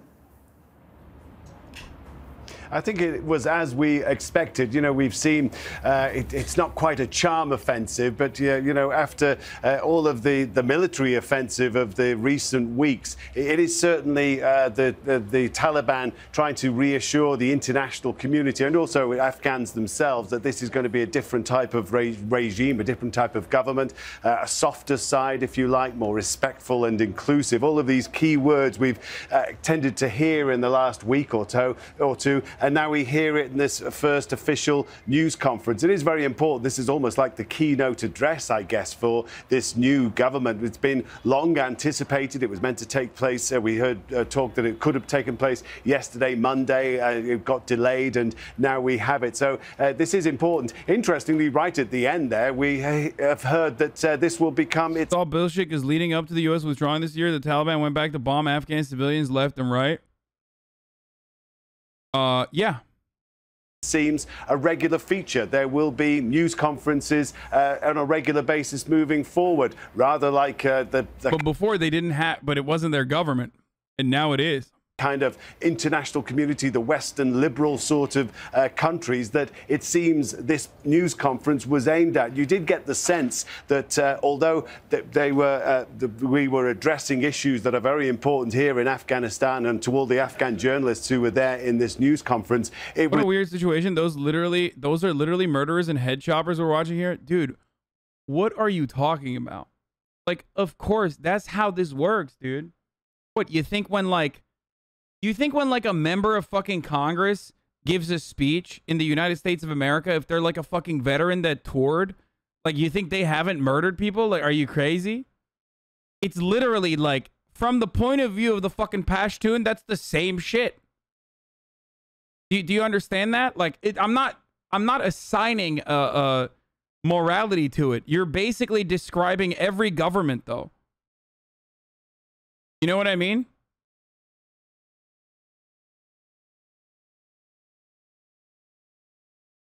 Yeah, you never say that when we're showing U.S. troops, though.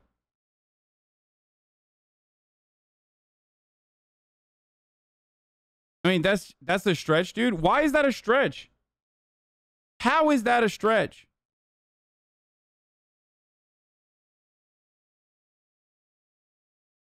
The main difference between this fucking dude and, like, I don't know, a Western version of this dude is that the Western version of this dude is probably, one, not as brutal, okay, let's be real, and two, not as, like, religious. Even if they are religious, they're not, they're nowhere near as, like, lost in the sauce as a fucking fundamentalist, like, Wahhabist dude like this, okay? That's the main difference. What do you think, like, when America sends fucking troops over to Afghanistan, they're sending them over there to play patty cakes? Is that what you think our troops are doing out there? Like, what do you think veterans do? Why do you think they're so fucked up when they come back, dude? Why? Because they're like, oh man, I lost the game of tic-tac-toe, dude. It was so fucked up. No, they do the same shit. They fucking murder. Was very mindful of what the world watching would think about this new government. And the Taliban comes into power here really with something of a hill to climb. You have a very skeptical international audience looking at this organization, given all of the history that we know about going back 20 years. It has unexpectedly, in many respects, suddenly found itself inheriting this country. And Did you know that Mullah Omar hung a warlord on a tank gun barrel for sexually assaulting children and chopped the heads off of warlords in order to stop the sale of opium? Okay, but then Mullah Omar is also, like, fucking totally fine with 12-year-old and 14-year-old girls getting fucking raped and being sold off to families for marriages. You know what I mean? It's not like Like, I'm not going to sit here and be like, that's a good guy. He's not. He's not a good guy. None of these dudes are good guys, okay? That's crazy. There is an extreme skepticism from the international community about the way the Taliban conducted itself, for example, during these negotiations, that as part of the agreement, as part of the process, it was meant to enter into... Just like how you have to say you don't like the Taliban so often because it shows you understand. Someone could assume you are pro-Taliban. Yeah, no, I know, because Americans are conditioned through a healthy fucking diet of like pro-imperialist propaganda, which is the exclusive fucking position that mainstream media takes, to assume that like anyone who fucking turns around and like ever goes against that narrative unconditionally, it says, no, that's fucking bullshit, is seen as an enemy combatant. I'm doing like fucking, you know, fifth column shit here. You know, I'm like a secret Islamic operative amongst the ranks, and I'm actually, you know, with the enemy. It's just the reality, unfortunately. That's how people are conditioned into thinking and feeling. So that's precisely why I have to constantly fucking, you know, repeat myself. Negotiations with the what is now the defunct government that has just collapsed, but it was meant to negotiate with that government, and there is skepticism that it was playing for time, that it was acting in bad faith. All of those things, obviously, which the Taliban denies, and it blames the other side. It blames. You were born in New Jersey, bro. Lol. I know, but explain that to a fucking dumbass. You know. And also, you can be fucking fifth column and be born behind enemy lines, you know, or within our ranks or whatever. The outgoing government for acting in bad faith and for bringing about the crisis that resulted in its downcoming. So all of this did seem to be aimed at trying to convince the overseas audience. And you got a lot of that. It did address some of those issues, particularly that the international community is concerned about. One thing we didn't mention earlier was that the fact that never again would would allow Afghanistan land or soil to be used for the training of groups of fighters who would threaten those countries overseas. That was one of the big concerns that obviously led to the intervention of 20 years ago. So there was that guarantee. Then specifically, there was the guarantee in answer to one of the questions to the people who are just a kilometre or two away from here, clamouring to get into the international airport. And as we were listening to the news conference, we hear occasionally gunshots ring out, sometimes the odd single shot, sometimes automatic gunfire, as Taliban guards and fighters who have a cordon around the terminal try to keep people back. It is a reminder it gives you the context of what's happening here. But there was the assurance for all of those people that there is no need to run, that there is a guarantee that there will not be... Do you believe the Taliban have a more valid cause than many conservatives of the West? What? No, dude. They're fucking psychos. No, their cause is bullshit, dude. What the fuck? The people that say yes are annoying, delusional internet anti-imperialists that like literally are just anti-America, and they think that that's like they think that that is like the proper position to take in every single instance, and they're not even relevant enough to fucking address.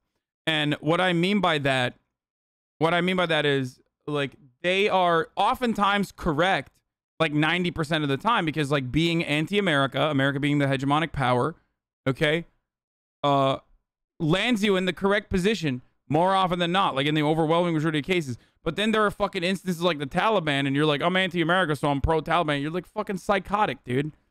No, dude, I don't think a bunch of goddamn like psychopaths who only know how to fucking shoot AK-47s and have been reading the fucking Quran or whatever and don't even know what it actually says in the Quran in a bastardized interpretation from a fucking Pakistani madrasa, and then like they move over and live in a fucking cave their entire lives, like shooting at American soldiers, are going to have the best possible way of governing an entire multi-ethnic, incredibly complex fucking region. Okay, that's a psychotic approach. Like, think about it. There's a lot of conservative values in the Middle East to begin with. These guys are like, holy shit, they are more conservative than the other fucking dudes who are already pretty goddamn conservative.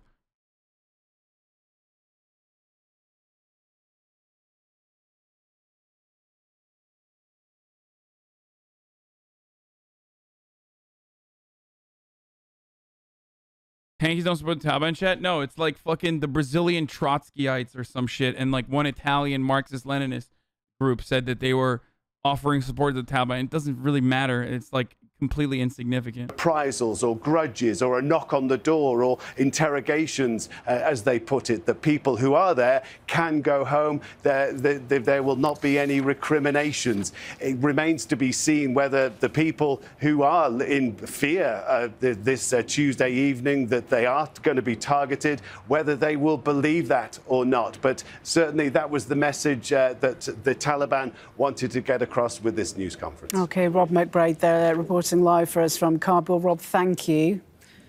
The head of the Taliban's political office in Qatar's capital, Doha, is heading back to Afghanistan. Mullah Abdul Ghani Baradar led the group's negotiations in peace talks with the US and Afghan governments.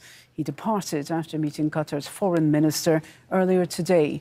Talks between the Taliban and former Afghan officials will now be held domestically instead of in Doha. Let's bring in Haroon Rahimi. He's the an assistant professor of law at the American University of Afghanistan and joins us by Skype from Istanbul. It's good to have you with us again. It's quite significant, is it not, that Mullah Abdul Ghani Baradar is heading back to Afghanistan. Does this give any indication, do you think, of who's going to be making up the government, what kind of government we're going to see, especially now that the top people are basing themselves in the capital of the country they have just seized?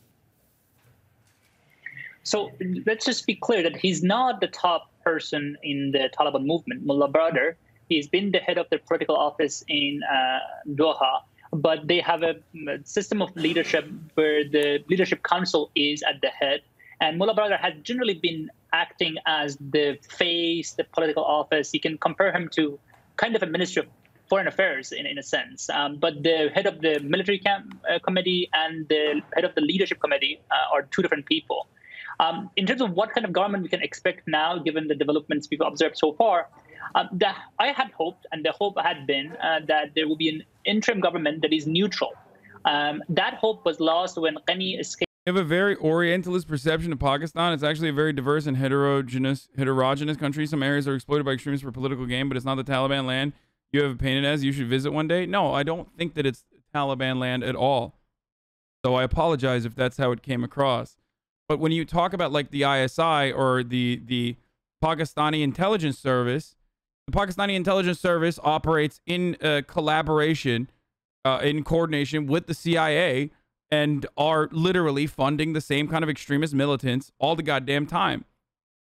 So that's unfortunately the truth. It's unfortunately the fucking reality of the circumstance. So to avoid that reality, it would be delusional. To not mention that would be delusional.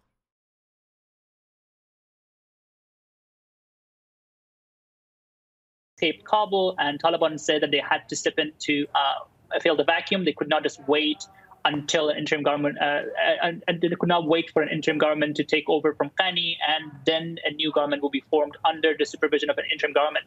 That is not the case. Now Taliban are, for all intents and purposes, in charge, and they will be controlling the process through which a new government will be formed. This means that we will be having a Taliban-controlled process through which an inclusive government will be formed. Taliban are pretty much holding all cards. There are two considerations that may kind of point towards. My take is a radical one and a brutal one. To be honest, in my opinion, we should leave Afghanistan alone, and everyone who wants to come with us should or flee should stay. Make them fight for it. Dude, I burned your house, okay? And then when you opened up your hands and you said, please help me, I literally lit more fucking fires in your house. And if you don't want to burn alive in your house that I've literally burned, then you're a fucking coward. It's easy for you to say Gaming Crusader 69, dude.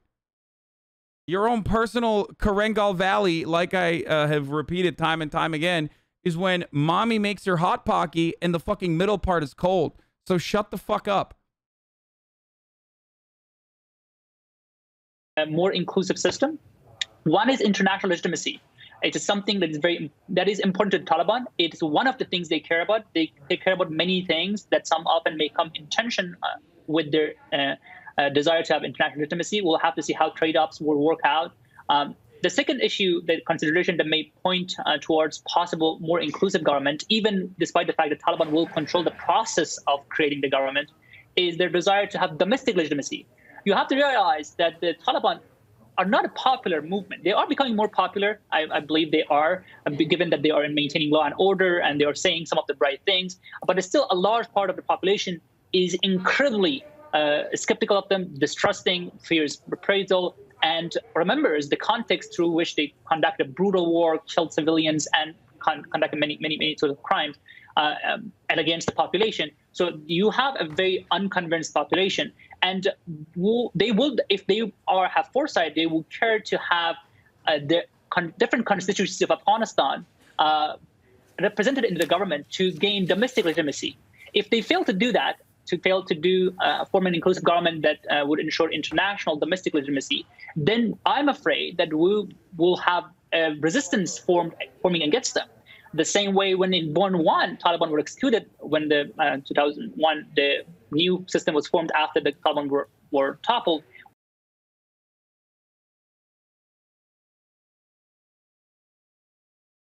How would you like it if we bombed your house?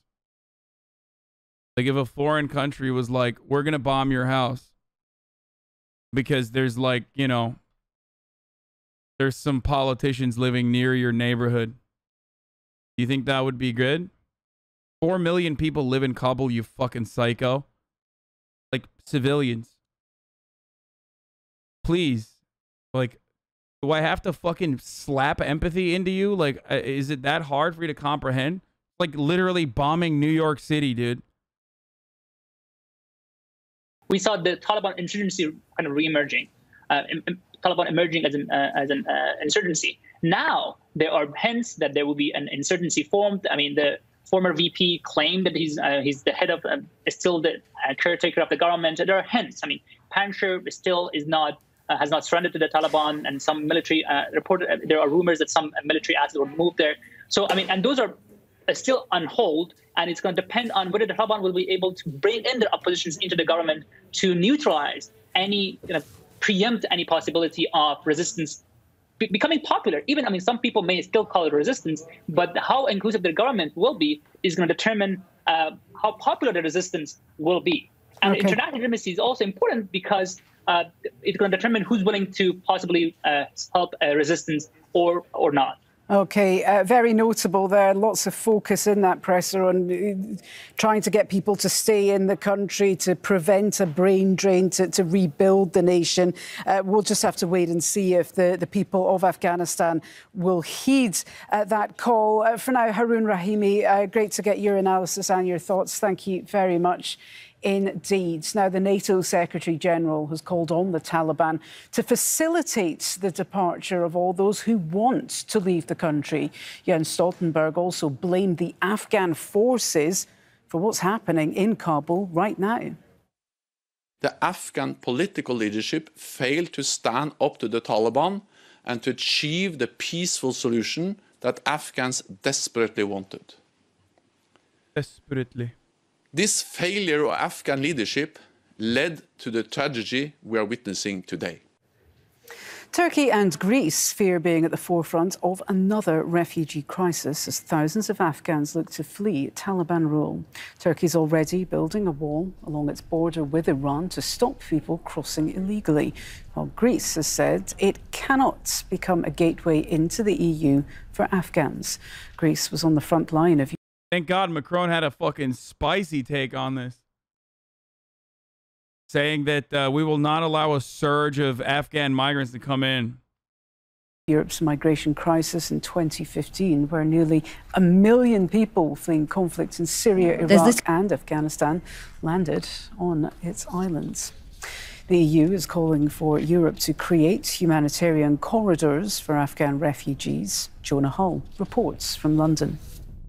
For the moment, of course, the focus is on... Bro, look, this is the most London fucking photo, dude. You didn't even need to put London up there, dude. Look at this. I mean, obviously, it's London behind him with, like, notable, the fucking Ferris wheel and shit. But, like, look at how rainy and gray it is, dude. Getting foreign nationals out of Afghanistan along with Afghan support staff. Some countries in Europe are going further. The Germans are adding human rights activists, lawyers, other people deemed to be at risk from the Taliban to their list of evacuees. The British government is later due to announce details of an emergency resettlement scheme for those most in need, focused its thought on women and girls in Afghanistan. But not all countries are going to be quite so willing and eager to help. The Greeks have already said this morning they are not willing, again, to be a gateway country for refugees making their way from Turkey across the water and into Europe. Austria, for instance, as we speak, is still continuing with deportation plans for failed Afghan asylum seekers back to Afghanistan as a means of deterrence for new arrivals, and doing so with the support of 90% of the Austrian public. So it's all very well for people like the French President Emmanuel Macron to stand up as he did on Monday and call for a joined-up European approach to ensure the safe passage of people coming if they want to come. But this is an incredibly thorny issue in Europe. It's led to the downfall of governments in recent years. It's spawned right-wing movements in almost every country. Governments, I think, will certainly be on their guard, if not all of them actively preparing to accommodate what may soon be coming their way. There are huge parts of Afghanistan where the Taliban enjoy support from certain ethnic groups. The Torkham border crossing with Pakistan is one such place. It has now reopened, and there's no rush of people trying to flee, as Kamal Haider explains. The main border crossing between Afghanistan and Pakistan at Torkham is now open for business. Trucks have been traveling in both directions. There were apprehensions that as the Taliban advance across the country, tens of thousands of refugees will pour across this border into Pakistan. But the ground reality is very different. People living close to the Pakistani border, all the way from Helmand province to Nuristan up in the north, are mostly Pushtun tribes. They, of course, welcome the Taliban. They have seen the Taliban rule in the past. And what we saw at this border crossing, that instead of tens of thousands of Afghans coming across the border, we saw hundreds of Afghans eager to cross that border and go back to their country. Most of the people that we spoke to over here are elated and jubilant with the fact that the Taliban are back in power. They, on the other hand, do not agree with the international community, and they see a ray of hope for a lasting Afghan settlement. We welcome the Taliban back in Afghanistan, as they are the true heroes of the country, and none other than them can bring a lasting peace to this war-torn country destroyed by many. Afghanistan is in ruins from the last 40 years. Firstly, we were made homeless by Russians and then the Americans, but thank God, finally we've got freedom from their invasions. We trust the Taliban and hope they will bring peace, stability and progress to this country. But while the situation on the borders was now returning back to normal, there were frantic diplomatic efforts to try to put the Afghan leaders on the same table with the Taliban. The former foreign minister... That dude is so white, though. Yeah, dude. There are, like, super fucking white Afghan people. I didn't know. I don't know if you knew that or not, but yeah. Of Afghanistan. It's an incredibly diverse, multi-ethnic fucking environment, dude. Salahuddin Rabbani is in Pakistan, along with Yunus Qanuni, the head of the Afghan parliament, and also Ustad Mohaqiq is amongst that group. He represents the minority Hazara community. What Pakistan has been telling the Afghan Taliban is that there should be an inclusive government, which should include all the ethnic groups of Afghanistan. Therefore, it offers a ray of hope for the first time in 2 decades for a lasting peaceful settlement to the Afghan conflict. What the Pakistanis have been saying to the Taliban is that it has to be an inclusive government. The Taliban have also announced an amnesty and said that there will be no retribution even for those people who've been working with the Americans. Well, girls in the western Afghan city of Herat have attended school just days after the Taliban takeover. The armed group says it will ensure inclusiveness for women despite its strict guidelines on how they should dress. The United Nations is urging the Taliban to keep its promises. One white guy equals multi-ethnic? You think there's only one white Afghani, dude? Like, there's only one white guy in Afghanistan? Like, or if you don't know what you're talking about, like, northern Afghanistan and southern Afghanistan are, like, entirely different countries. I wish, like, I wish you at least knew, like, what you were talking about. You just, half the time, chatters are just, like, talking shit without any fucking prior knowledge.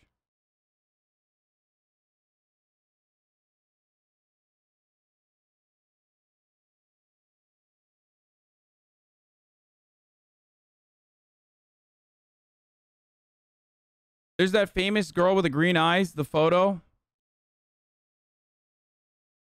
I'm sure you guys have seen it.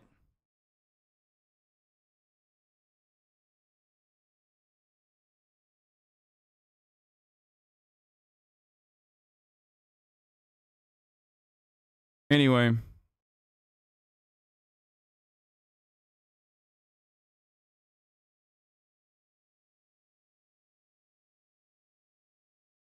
What is this next time you see someone? Wait, what is... eyes after they... Wait, what?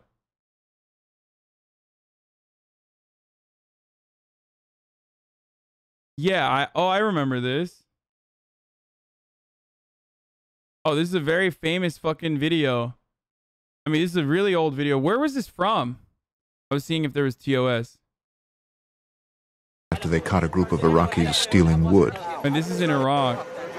We try to stop them from looting, they don't understand, so we'll take their car and we'll crush it. United States Army, tankers, who?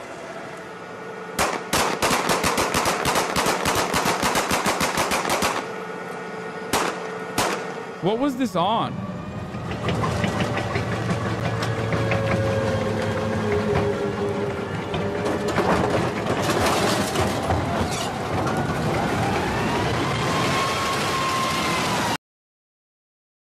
Who, baby?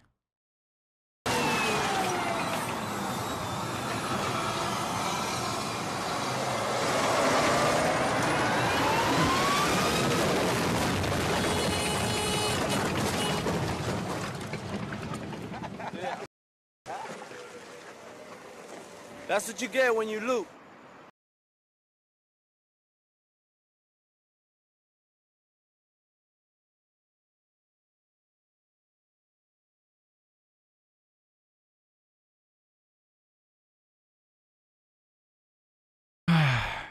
So.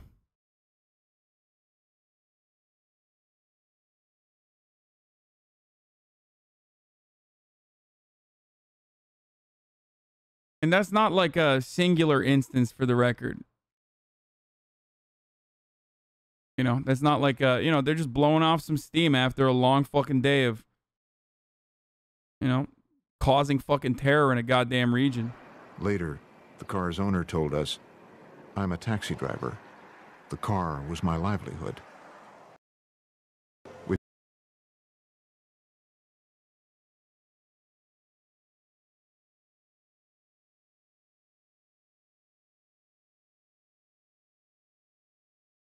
You know?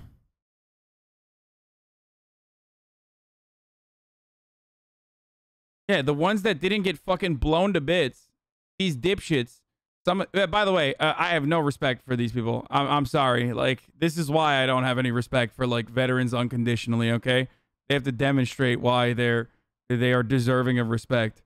There's no unconditional respect that comes with service here.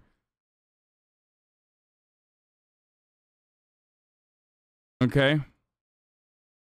Wait, hold on. I'm waiting on... Oh, perfect. Okay. I got two people in here that I'm going to bring on now. Two two people from, it's Bilal and also Ashraf from Afghans for a Better Tomorrow. They're progressive Afghans that I'm going to talk to, because yesterday we talked to a vet, and today I'm going to talk to, you know, actual Afghan people from a progressive organization to hear what their you know, to hear what their experiences are like. Why are you breeding so much hate for America? I mean, if you watch footage of American imperialism and it fucking fills you with rage because this is what's happening on the fucking ground, then perhaps you shouldn't be upset about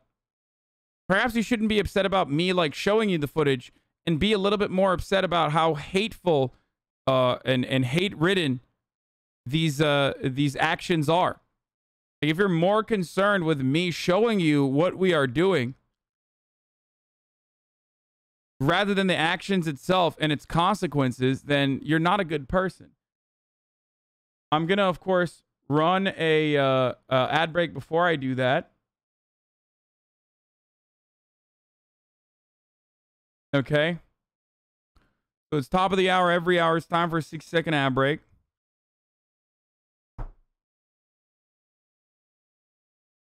No segue here. I'm in too much pain right now. My back is like completely getting worse every fucking moment. I hate this shit so much. I fucked it up again. I'm so mad.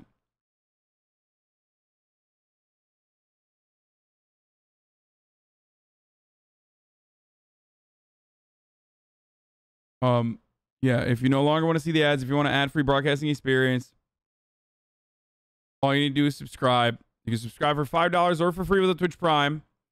Okay, we're going to have a short, like, you know, 30-minute interview with these guys.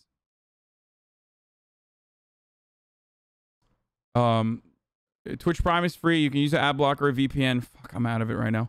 But here's the 1-minute ad break now. Okay. And without further ado, I'm going to give him a fucking call right here.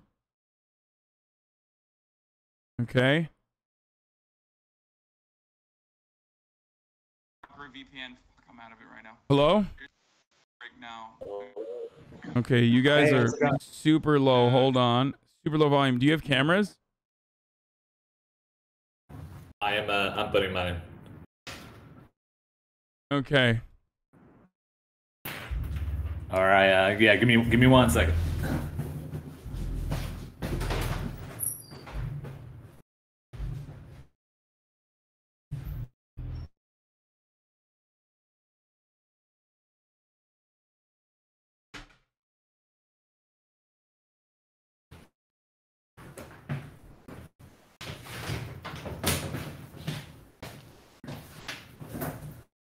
Okay.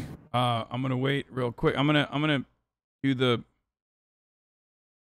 All right, perfect. Oh wait, your camera is like it turned on and then off for 1 second.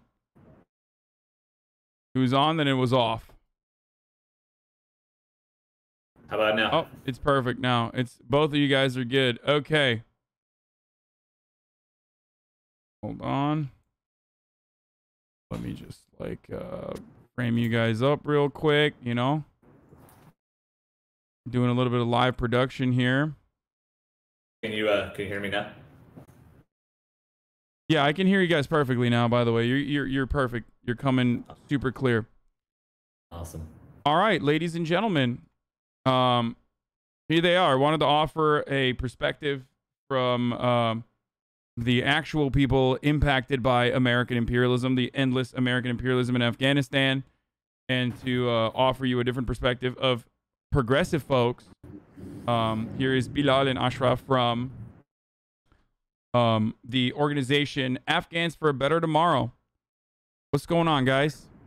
Shouts out to Jordan for linking me up with you guys. Yeah, it's a pleasure to be here, man. Thanks for having us on and allowing us to talk about what's going on back home. All right, so where are you guys at right now? You're in America, I assume. I'm a former resident of DC, unfortunately, but I live in LA now. Oh, that's terrible. I mean, LA's good, but DC's terrible. Yeah, I'm sorry, man. Okay. You're muted, by the way. Not you, Ashraf. You are. Hey, sorry about that. Yeah, you're unmuted now. Okay. What about you, man? Thank you. I love DC. It's home to good people outside of the federal area. But I'm in the East Coast, been working in the DC kind of immigration and refugee advocacy world for a few years. I'm really thankful to you, Hasan, for having us on. Yeah, no problem. All right. So let's talk about it. You guys still have family back in Afghanistan, I assume? Where are they at? Are they in Kabul or yeah, all around? Have you? I hope they're all right. Have you been talking to them? What's the situation like for them on the ground? Yeah, I'm talking to some folks. I mean, they're as safe as can be, I guess, as safe as one can hope for. You know, the same is not true for a lot of folks in our community and a lot of my friends and a lot of my extended family.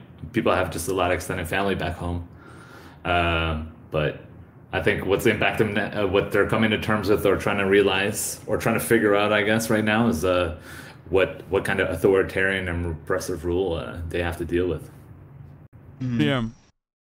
So I'm getting reports, I mean, conflicting reports for that matter, but at least reports from, you know, Democracy Now! That like there is a little bit more stability now in Kabul as well as other places with respect to like, you know, Taliban coming in and taking over and basically just functionally becoming the new Afghan government versus mainstream media that is definitely a little bit more hysterical about what's going on. I mean, it is definitely a horrible situation where there are people literally getting, trying to hang on to airplanes and whatnot to try to escape the country.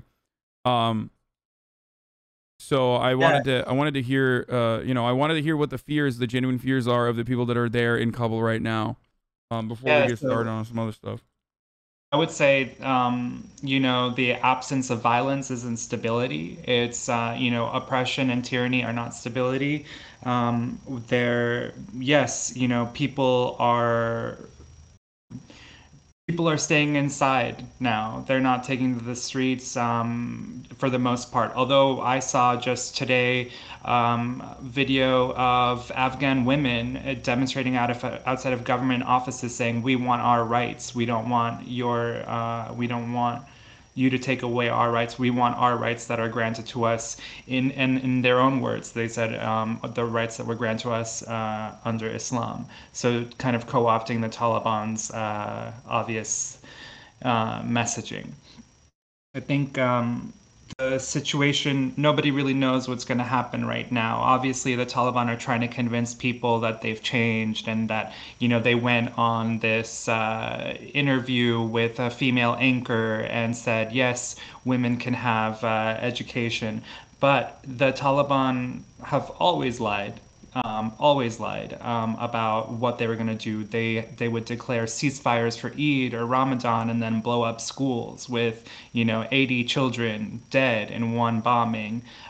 They would make, you know, promises about education for girls and then say, no, you can't study math, science, language. You can only learn how to, you know, sew. So all of these promises for me as an Afghan American who has been watching the Taliban since 1996 and engaged in this kind of Afghan advocacy ring hollow, and I don't trust them for anything. So what do you guys think about the nature of the deal that was struck with the Taliban government, possibly by the United States then, under the Trump administration and certainly executed under the Biden administration overall? Was there an alternative way out of this situation in your minds? Yeah, absolutely. I think so. Yeah, and I think, you know, Biden came out, I think it was yesterday. I'm losing a little bit of track of time on what day of the week it is over here, but I think Biden spoke yesterday and he was talking about, you know, it felt a little bit like victim blaming, saying the Afghan politicians and Afghan leaders and Afghan people weren't able to stand up to the Taliban, and we did our best, and like they just didn't want to fight, and like felt like victim blaming. And I think some of the roots of what went wrong in these past few weeks where you know, the U.S. supported government collapsed so quick was the fact that the U.S. put in this like trends, like this so-called peace deal, which was not a peace deal at all. It cut out the Afghan people. You know, some of my work has been about advocating for women to be at that negotiating table. But what did the United States do? They cut out the Afghan government. They cut out Afghan women. They cut out civil society.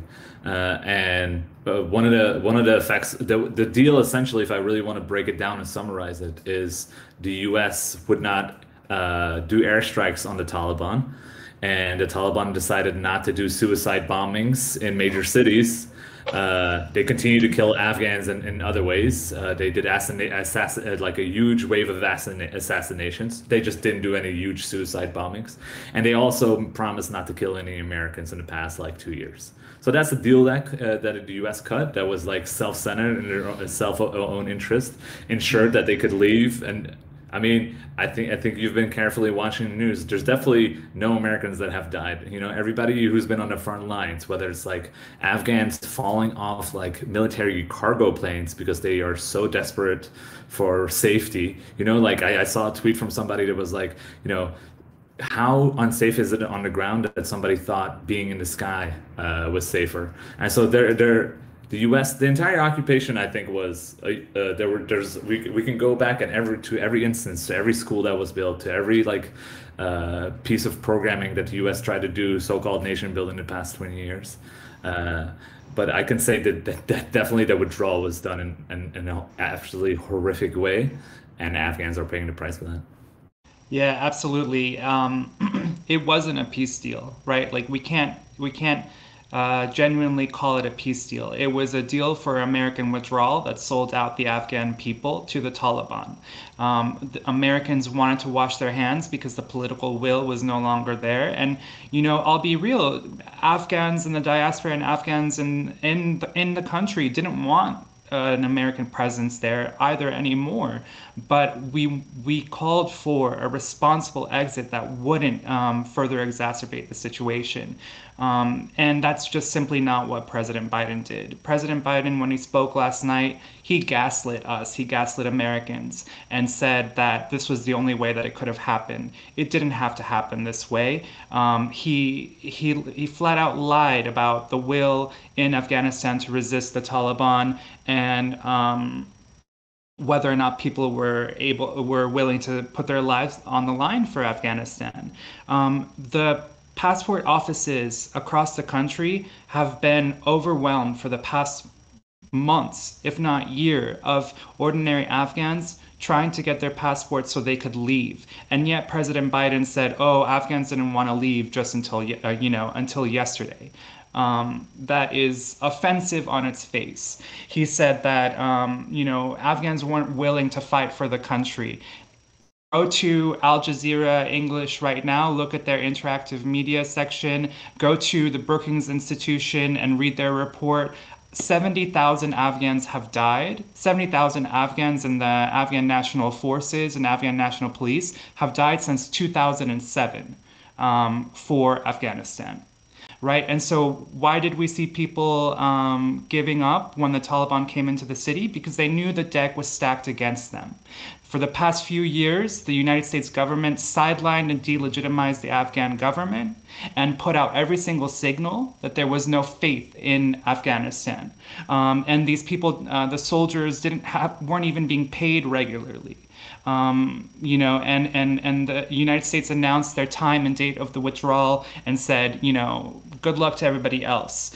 And so what were the soldiers supposed to do there? Fight a fight that wouldn't make sense? No, their parents too. They have children that they're worried about too. They need to get out and protect their families too. So this blaming of Afghans is disgusting. Yeah, I mean, look. It's insulting. It's so deeply insulting that what he did yesterday. I just want to emphasize that. The training program that the United States spent $90 billion on was an abysmal failure by their own metric of success. They openly stated it. Part of the reason for why that was such a colossal fuck up was because it wasn't training exclusively to build a standing army. Even the American military members that were down there talked about how they wouldn't give like actual NATO gear to the Afghan security forces and instead gave them like old AK-47s, RPGs, things of that nature, because they knew that the weapons would end up in the hands of the Taliban inevitably, and that's precisely what happened. That's why you see like Humvees, and you see photos of like Taliban soldiers, militants, taking selfies next to Blackhawks and whatnot, and that was obviously a massive, colossal fuck up on behalf of the retreat that the United States was engaging in. But ultimately, you're saying that it was like we're still in agreement that of course the United States military had to pull out, right? Like, yeah, it's a 20-year occupation. Their presence there was not a force for good. Their presence there was always a force for evil. Afghans were treated as collateral damage routinely, specifically in 2018, 2019 under the Trump administration. That collateral damage narrative increased dramatically. We had the most civilian casualties under the Trump administration that were comparable to 2002 when the original invasion began. So obviously, this narrative that we hear from the media about how like, oh, the American military should have stayed there, what the fuck, like, or this like civilizing force of imperialism narrative is just an old colonialist attitude. And it's bullshit, right? Like I don't know if you guys agree with that or not. You do ultimately agree that like pulling out was a necessity. Yeah, what I would say, like I was 14 years old when 9/11 happened. It was I was in the 8th grade. And I moved to the U.S. in August of 2001. And I too, at some point, thought the U.S. was a force for good there, and the U.S. military presence was bringing. Holy shit! Yeah, we can unpack that later. But I too thought that at some point, because I was young and perhaps naive, and I hadn't read up and hadn't seen. And I hadn't read up enough about American history, and I think over the years we just saw what the U.S. presence did there. Like when a country, when a nation and a people are at like rock bottom, and you kind of brag about the accomplishments. When there's no girls' schools open, and you brag that there were few open. Yeah, of course there's going to be progress, but at the end at the end of the day, I think especially in the last 10 years, we saw that the U.S. presence in the country was just a radicalizing force, because the U.S. kept bombing the Taliban and kept killing as many people. But its presence alone, the fact that it was supporting and propping up an inept and corrupt government that was running fraudulent elections, that wasn't serving the need of the Afghan people, and then I'm glad we're having this conversation. But Afghanistan hasn't been in the news for over 20 years. When there's a suicide bombing somewhere, we got it kind of attention, but we've never had the opportunity to talk about what's been going on. But especially in the past 10-15 years, what has the U.S. been doing? Running abusive CIA run so-called strike squads that are known to be super abusive of the local populations. They're not beholden even to the Afghan government in any capacity. They're run by Langley, by the Central Intelligence Agency. And there was this like, the war was also far away from the cities. Like all these reporters right now, they're in Kabul, they're in a major city, and I understand why they're there now. But the war was fought in the rural countryside very often, and they were targeting populations that nobody gave a shit about. And these people kept getting killed in drone strikes. And I think we kind of now see what that did also to the populations. I mean, nobody wants to live under occupation, but certainly people also saw the effects of the U.S. presence there. It just ended up getting people killed, and there was zero accountability of the Afghan government, zero accountability definitely of the U.S. military. And so here we are 20 years later, kind of like summarizing and putting it together. It's like, this is what U.S. empire does, even when it has flashes of like kind of showcasing to the world, like, look what we've done, look at all the accomplishments. Okay, 20 years of investing in that, what's happening now to end all those accomplishments? Gone overnight. Yeah. Well, the accomplishments were not necessarily seen throughout the entirety of Afghanistan either, right? Because what the minor improvements to the quality of life and civil liberties offered to the Afghan women specifically was a product exclusively within Kabul and the Green Zone, whereas like the tribal, maybe I'm incorrect here, you can correct me if I'm wrong, but like from what I understand, the situation for southern tribal regions, or the situation for rural Afghan people was not all that different, but then also American occupation on top of it, or American warlords specifically, that they literally shipped into the country when the specific warlord in the region was not working alongside the Americans and you know, would take their bags of cash, but then still give away positions to the Taliban, whether because they were sympathetic to the cause of the Taliban or because they were terrified of the Taliban. It doesn't matter. So the American involvement in the region outside of the Green Zone still seemed to be an overall force for evil. And even within the Green Zone, it was still, you know, the American military wasn't exactly, you know, saviors. Yeah, so I spent a year working for an organization that studied the effectiveness of development projects in Afghanistan. I was in Kabul, but I did get to go to some provinces, and a lot of it was just kind of desk research.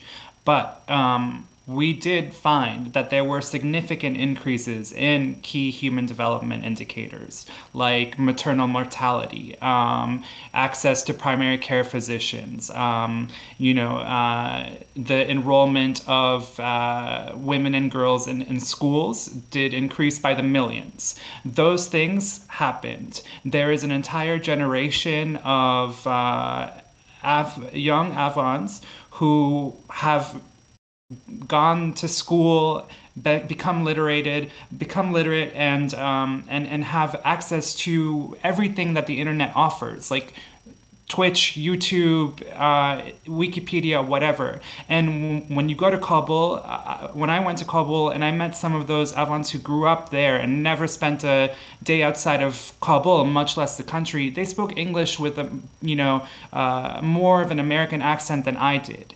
And they knew how to do everything, like from skateboarding to repairing like a motorcycle. And I'd be like, how'd you do that? And they said, oh, YouTube, right? Like, these people, there's no going back. And part of that, we have to be nuanced, is because they had access to these things.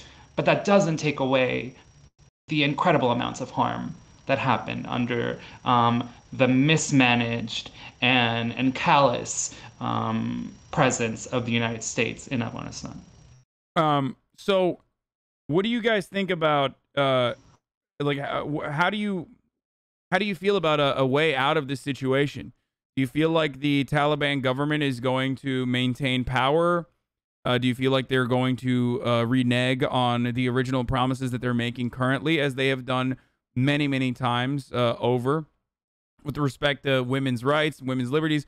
Obviously, they're already their starting point already is that, like, I remember hearing a Taliban speaker yesterday or this morning talk about how they would allow adult women to be in the presence of adult men, like news anchors and whatnot, in specific instances, but then they still have to wear not a burqa, but a niqab, you know, face covering, and also even gloves.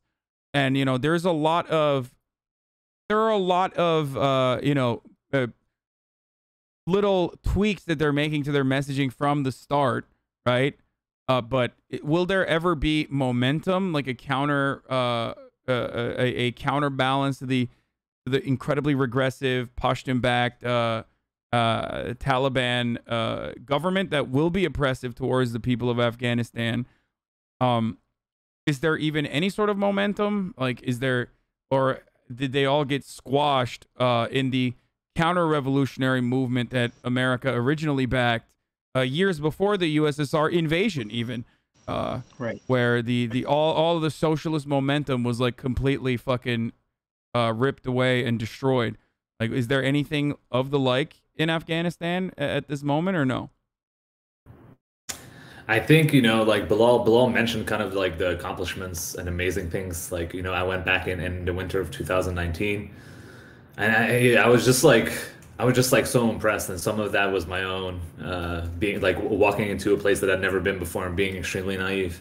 And so, like, I think a lot of people in our community, you know, and including Bilal and myself, were like disheartened and very like distraught and like perhaps extremely disappointed, because we were seeing the things that we saw, the dreams and aspirations of all these people kind of like just literally being kind of taken away.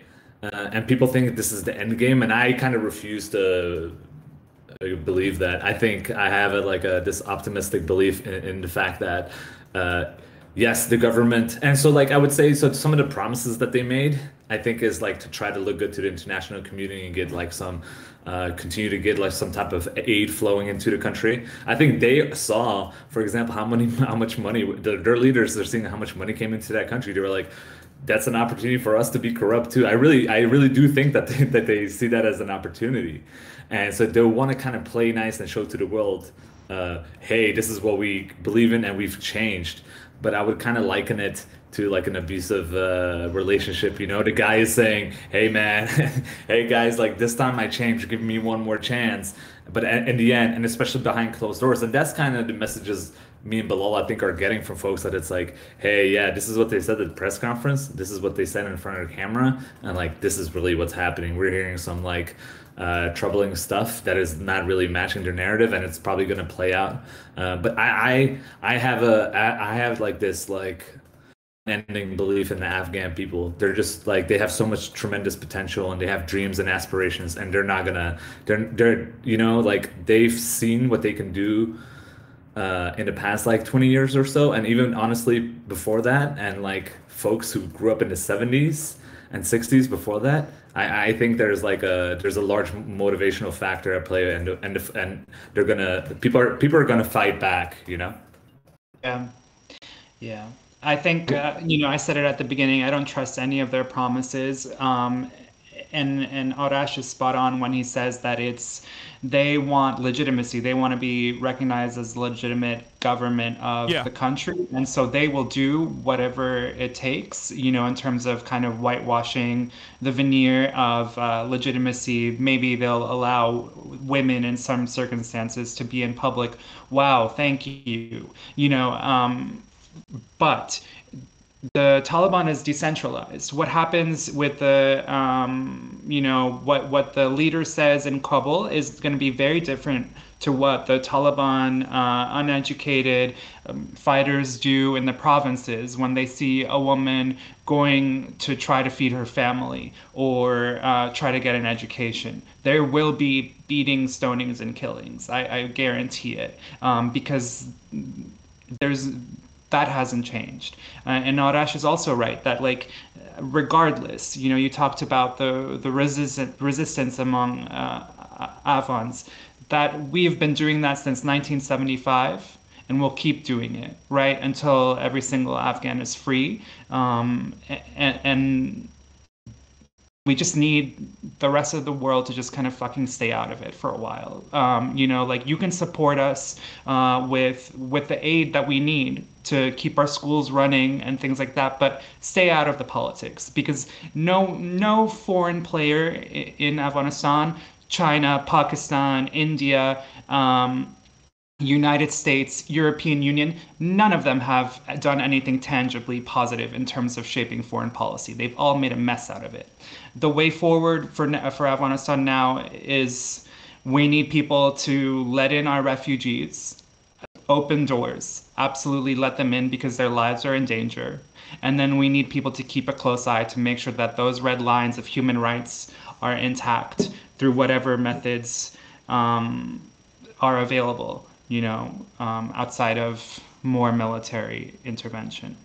Okay, what do you feel about okay, so what do you feel about America, India, China, and Russia and other regional powers that have an interest in the Afghan resources that are ripe for extraction?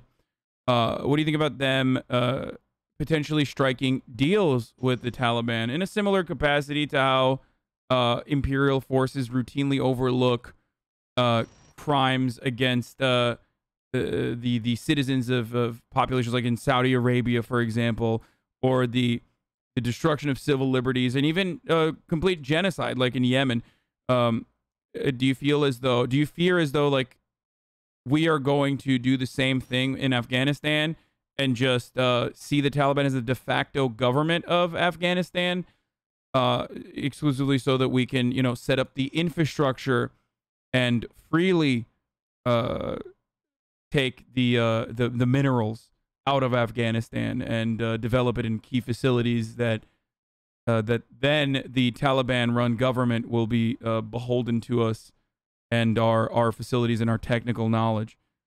Like I feel like this is the motivating principle behind why the American and imperial forces basically struck a bargain with the Taliban government to say, hey, we're never going to be able to, we know that the Afghan government, the puppet government that we installed that's corrupt on its own, is never going to be able to withstand the Taliban army, which has grown only in number and influence, especially in like the southern regions or tribal areas, rural areas in recent years. So we will benefit from that stability that the Taliban will offer us as imperial forces that want to come in and take some of the natural resources that are ripe for extraction. Like, do you feel as though that was the bargain that was struck, and that's probably what's going to happen, and that's part of the reason why the Taliban government is now doing this PR, like almost liberal focusing PR in the best way they possibly can? Yes. Yeah, I mean, I think the U.S. and Taliban can be partners. They've proven that over the past 2 years, right? Like, there's that picture of Pompeo and whoever is the person in charge of the Taliban, like, meeting in Doha. And so, you know, I think the person that they actually got out of prison, Trump and Pompeo negotiated to get that mullah, I forget his name, out of prison. He was in prison for 8 years. Gitmo, I think.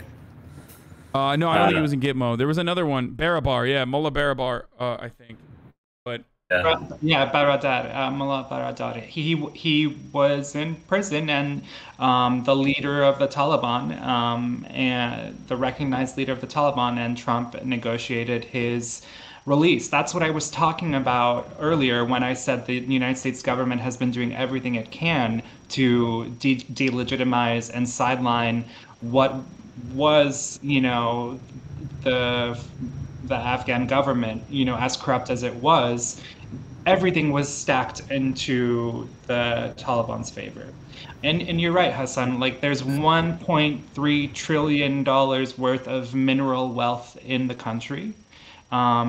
We know that mineral wealth does not make developing countries rich. All of that money goes outside. And so there's a lot of money to be had by, as you rightfully call them, imperialist powers in Afghanistan. And there's no more political will to do any kind of nation building or even just like minimal support for civil society. And so the United States wants to wash its hands, and, you know, without any concern for the humanitarian crisis that it's causing. Yeah.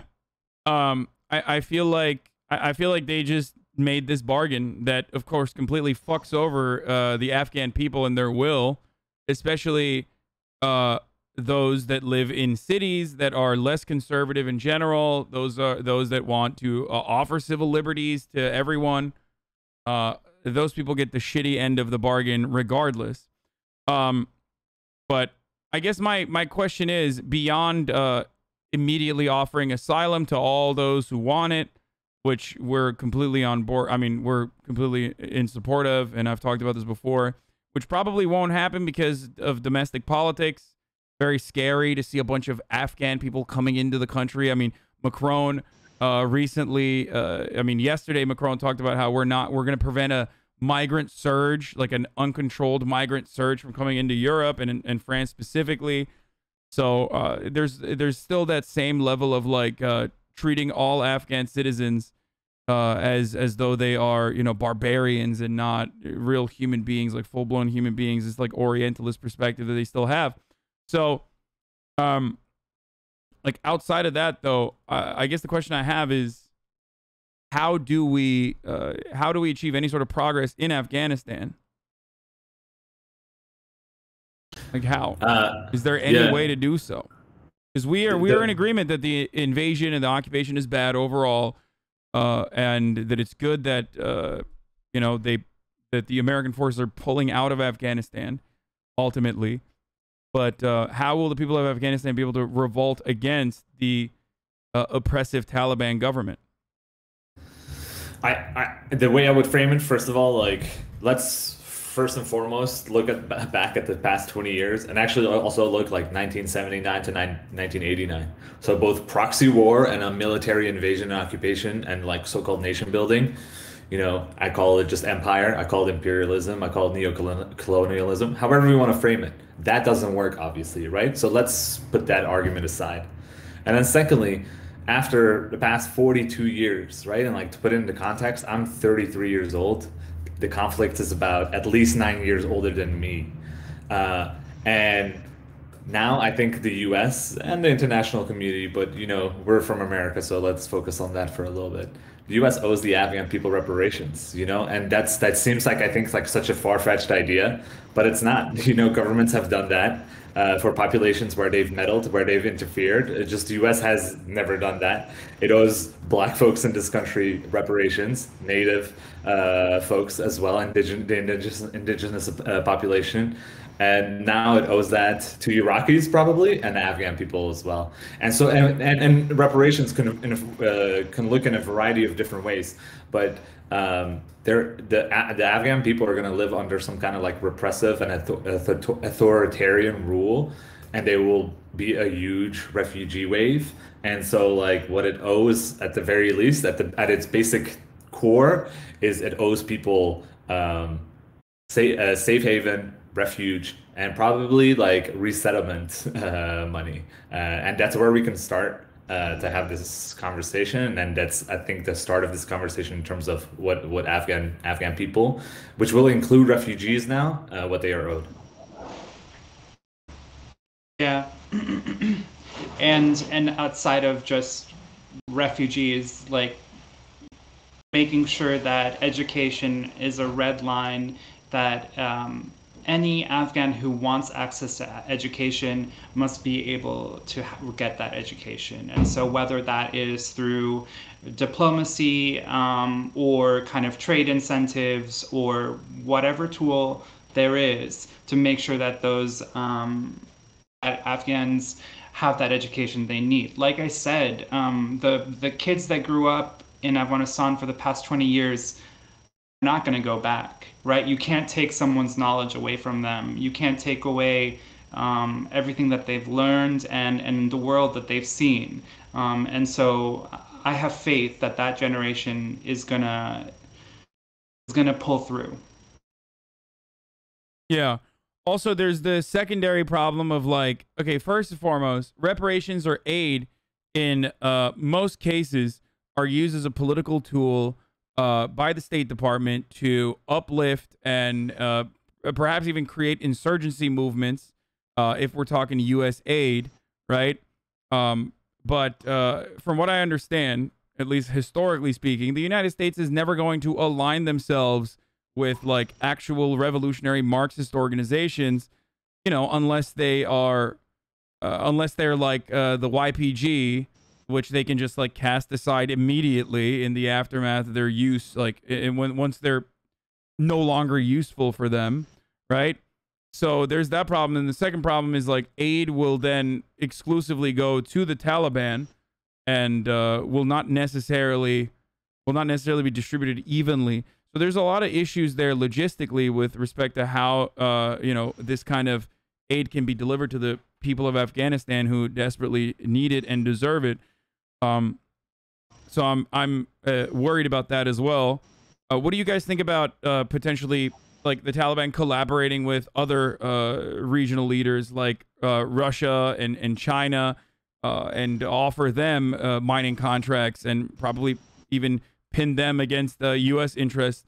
And you know, it'll probably still bind. It will absolutely still bind Afghanistan to you know, other superpowers around the world. But is there any way? Like, is that a way out of this situation? No, you're absolutely right. Like, first of all, Afghanistan is, or the Taliban is, collaborating with a regional power right now, and that's Pakistan, right? Like, they get their leadership, their funding, their instructions from Pakistan's intelligence agency. That is a historic fact that, you know, is documented. And so Pakistan has an incredible interest in making sure that Afghanistan is its client state. It's a nuclear power, and it has a vendetta against India. So anytime that there's some kind of diplomacy between Afghanistan and India, you see Pakistan retaliate. In terms of other superpowers, China, Russia, China has a major contract for copper mines in Afghanistan. In actually just, I think, like an hour north of Kabul, there's Mesainak, a historic archaeological site where it's probably one of the oldest Buddhist sites of major cultural and historical significance that is going to be destroyed if the Chinese contract goes through. It hasn't, they set up the dorms and other equipment for the Chinese workers to come in for extraction, but stopped because of security. And so those archaeological sites are not in danger right now. And that wealth is still in the ground. But I think once the Taliban sign off on collaborating with China, that is going to flow right out of Afghanistan and directly into China.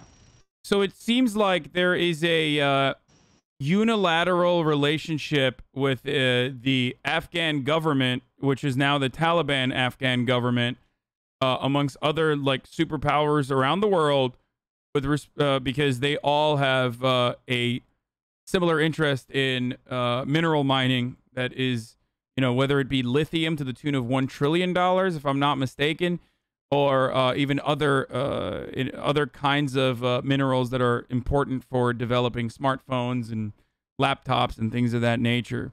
So it feels like all of these other, you know, superpowers are exclusively interested in you know, plowing the land as best as they possibly can.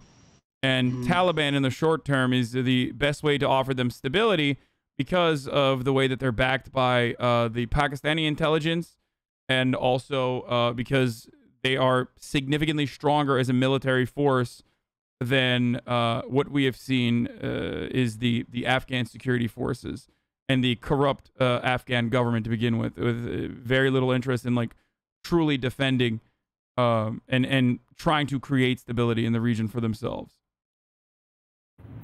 Yeah, I think the problem inherently becomes like due to U.S. intervention and then like this sudden withdrawal and then the entire process of it all, it emboldens the worst people in Afghanistan, like implicitly and explicitly. And then guess what happens? It's like there's forces within the country that like align themselves immediately with other global powers and neighbors. Like Iran has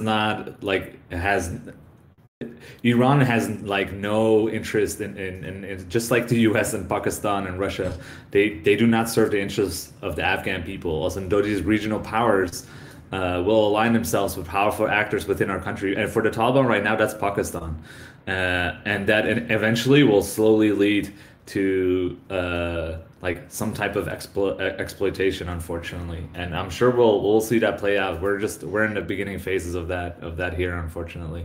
And then we can kind of trace that back to the past 42 years, specifically the past 20. But honestly, I think the history starts in like Bilal said, in 1975, unfortunately.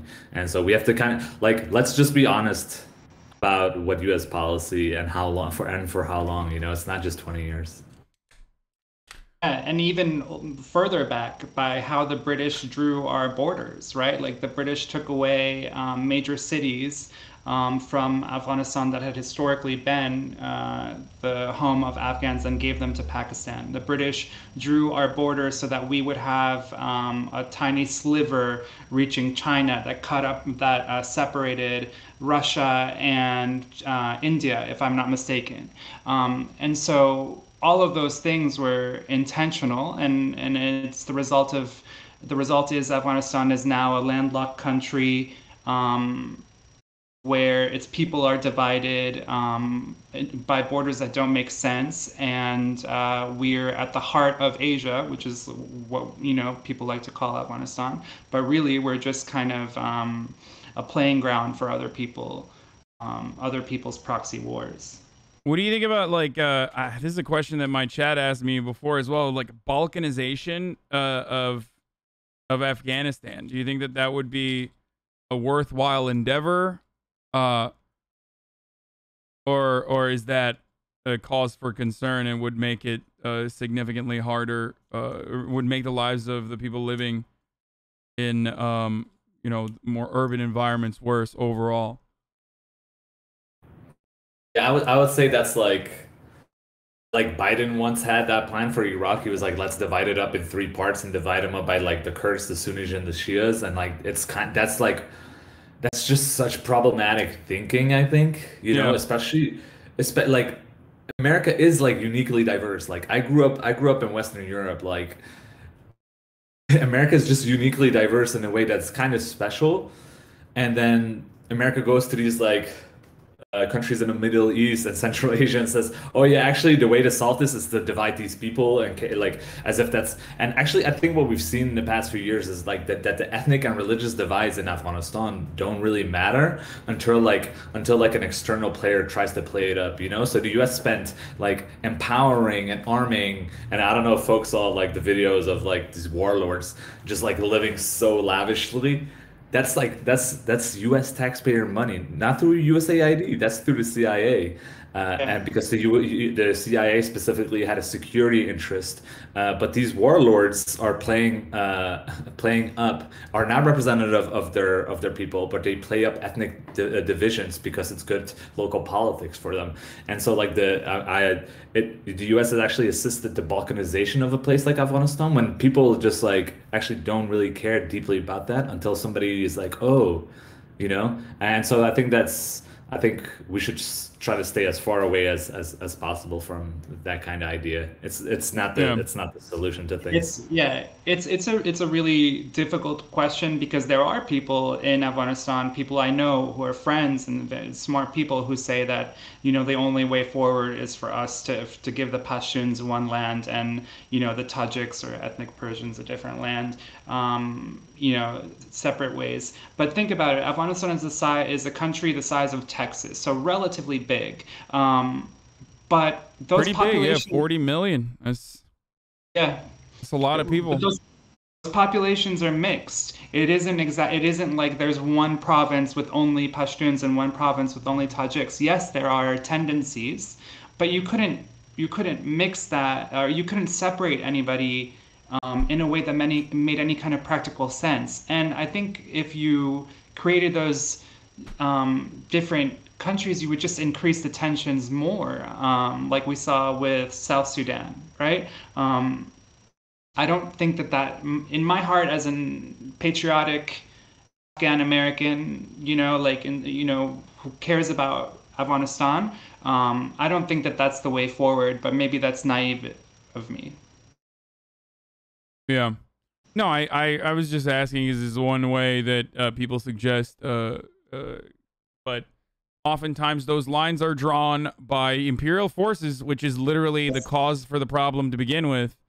Ultimately, like the reason why Afghanistan is so diverse and seemingly unable to, or seemingly have competing interests within like different groups of individuals living in like different areas with different ethnic backgrounds, is literally a consequence, as you pointed out, of empire, drawing up the lines in the most asinine way possible. So yeah, I mean, I just I wanted to hear from you guys about what your personal experiences are. What do you think about like mainstream media's war drum narrative so far, though? And the other thing I wanted to ask you is like, so ultimately, the reason for why we are in the situation to begin with in Afghanistan is a consequence of the American State Department galvanizing, emboldening, arming, and training the Mujahideen originally as a force to fight against the USSR, right? And then they became this incredibly powerful, fighting force that ultimately took control. And then we went back in and pushed them out as best as we could. And now we basically, I guess, gave the country back to the Taliban, some of those Mujahideen forces became the Taliban, what we know as the Taliban, also coordinating with the Pakistani intelligence alongside American intelligence. So America's like completely responsible for the situation at hand, but this is why I keep asking, like, is there a way out of this situation at all? Like, is there any way to is there any way for the Afghan people to push back against the inevitable oppressive Taliban government, especially if the Taliban government is now going to maintain stability as best as they can for their for the global superpowers that want to extract natural resources from Afghanistan? Yeah, I do think like whatever happens next, people are really sick and tired of conflict. I believe in, like, if there's a Nazi on the streets here in America, I don't necessarily believe in nonviolence. But to put it in context, in Afghanistan, it's just like violence has been so destructful, and there's been just so much misery. And so, like, I think there's a way to fight back. There's probably like a lot of like nonviolent means and constructive ways. And I'm not sure exactly what that's gonna look like, but people are gonna fight back. Like that's also kind of like the conversation I'm having with folks back there is like, yeah, like I'm scared, I'm petrified, I'm like a little bit nervous, but this is not the end, like I'm processing these feelings. This is very sudden and very quick, but like this is not it. And also, like, a lot of folks, like, we are advocating personally through our campaign for refugees to be taken in, because there's a lot of folks who are just under threat and at risk due to the US's actions. But there's plenty of folks who are also going to stay. It's a country of 38 million people. We're not nobody's advocating for a complete emptying of Afghanistan, and that won't happen either. There's plenty of folks that will stay and fight and be constructive. I would say, but there are folks who need to get out. They need to be evacuated, right? Like the immediate need today, tomorrow, and like this weekend needs to be like the security of the airport and keeping it operational and like allowing the people that need to get out to get out. And then the next step is like, waiving like visa requirements for Afghan nationals. It's like really hard to travel on an Afghan passport. I think most of your viewers here have American passports. There's an incredible privilege to that. You can pretty much go anywhere around the world and be like, okay, cool, you get a tourist visa. Like some of the places Afghans can go on an Afghan passport is like Haiti and places like Rwanda. And that's like, these are some of the things the US and the international community, what they can do is like just drop visa requirements and then, offer them refuge, a safe haven, resettlement money. Those are the things people like the US can be constructive in. Yeah. There's a lot of talent in the diaspora, and there's just as much talent inside the country, and those people will find the way forward. But Afghanistan's history is as a result of its geography and a result of kind of its geopolitical accidents of being next to Iran, Pakistan, China, and Russia, and they all have an interest in what's going to happen there. So it's tough. I think people who are a lot smarter than us, who have studied the region for their whole lives, probably don't have an answer either. You definitely do not foresee any way that the Taliban will allow for civil liberties to occur in a similar capacity to Afghan women and people that want to get educated and whatnot, though, right? Like, there's no shot that that's happening. I personally don't believe it, but I want to hear your perspective on it. No, like, I'll give them two things. Like, they're being strategic right now, and it's good PR. But they are lying to the world. They're lying to their teeth. I mean, like, also, like, the messages we are getting, like, folks are petrified, and, like, the reporters are in Kabul. And a lot of my friends and some of my family is in Kabul. The countryside, like, Kabul is 6 million people. There's, like, roughly 38 million people. There's like 32 other million people, and like we're not hearing stories from there, and we're not hearing from the reporters there, and the Taliban kind of has like free reign, and so we're hearing, for example, in a city like Herat, women aren't allowed to go to school, and that's what they've been advocating for. You know, that's what they were like in the mid 90s, and that's what they spent 20 years fighting for.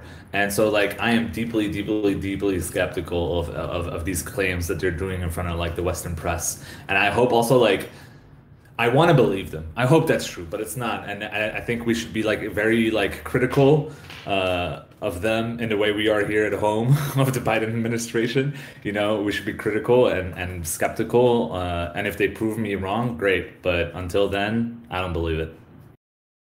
Yeah. All right, well, that's unfortunately it's a very sad situation. I wanted to leave you guys off with, like, I don't know, any parting words that can maybe you know, offer people in Afghanistan, if they're watching, people all around the world, like any sort of positive thinking here, like anything positive that could potentially happen in Afghanistan in the near future, or like ultimately, I guess the one thing that is changing is that outside of the oppressive Taliban government that has now taken over Afghanistan, at the very least, like, American forces are pulling out. So I guess that's one slight progressive thing that's happening. I don't know. I mean, I feel like JSOC will still have full reign in the way that they want to. Yeah. Is there any silver lining here? The silver lining is that, like I said, you can't take away the education of the millions of kids who have studied and been exposed to the outside world for the past 20 years. They are Afghanistan's future, and if we give them the tools to fight for their rights, I'm confident that they'll find a way to make the best out of the opportunities. And you said if we could give a message to the people listening, I'll say, ما منعس افغانا در جامعه افغانا در خارج هرگز شما را فراموش نمی‌کنیم. We will always be with you. We are always thinking of you. You are our siblings. You are in our hearts, and there's not a day that I don't go to sleep thinking about how I can work to make sure that you're safe and that you're doing what you want to be doing. I'll be with you. Yeah, and to second what Bilal said, obviously, I think for folks who are not Afghan and are trying to find ways to be constructive, like, people do not thrive. Like, real progress does not come from occupation and imperialism. It comes from, like, peace, stability, and when repression is overthrown.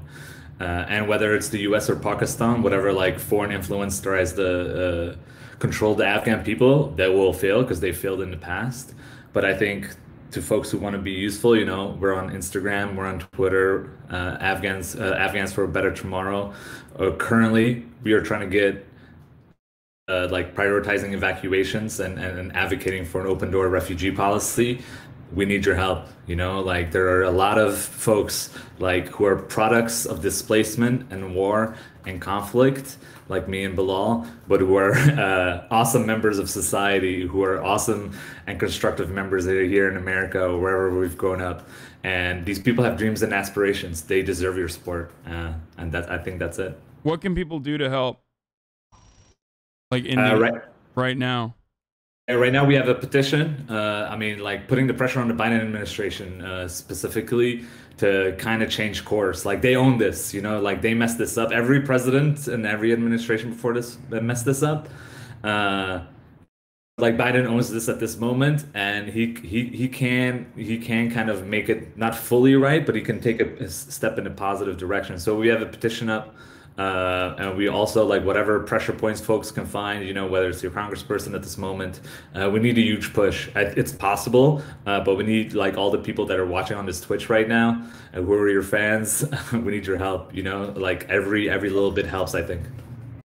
There's the petition, there's a draft email you can send to your member of Congress to push them to let in Afghans. That's what we need to do right now. That's at weareafghans.org/take-action, right? Hello? Yes, that's it. weareafghans.org. All right, perfect. Well, once again, thanks a lot, guys, for coming on. And this was a wonderful experience. And I don't know what else to say. I'm sorry. It's a little, I mean, it's very disheartening, but I hope the situation will inevitably improve for the people of Afghanistan and the Afghans living in diaspora. Thank you, Hasan. Thank you for having us. All right. Thanks for having us, man. We appreciate it. All right. Bye, guys. All right, folks. That was, you know, that was something.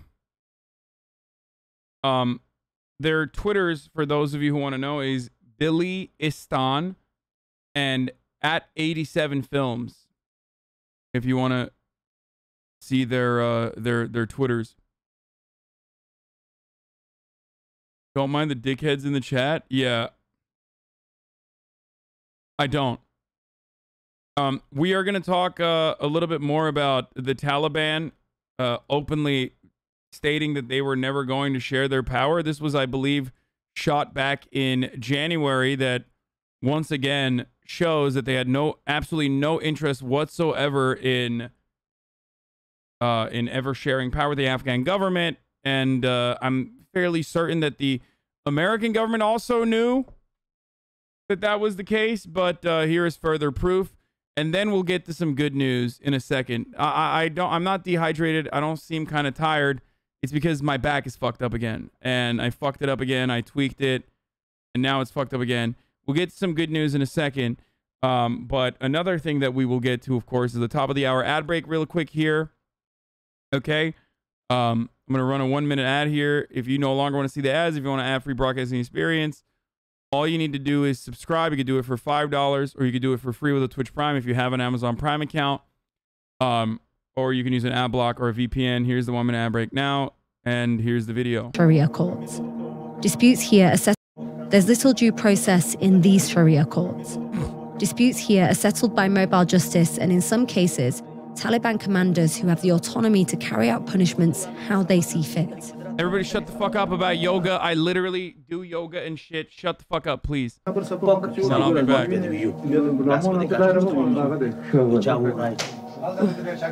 He just smacked him. What you're seeing right now is pretty much a Taliban court. You have in front of me is a local Taliban commander talking to somebody who's been accused of stealing.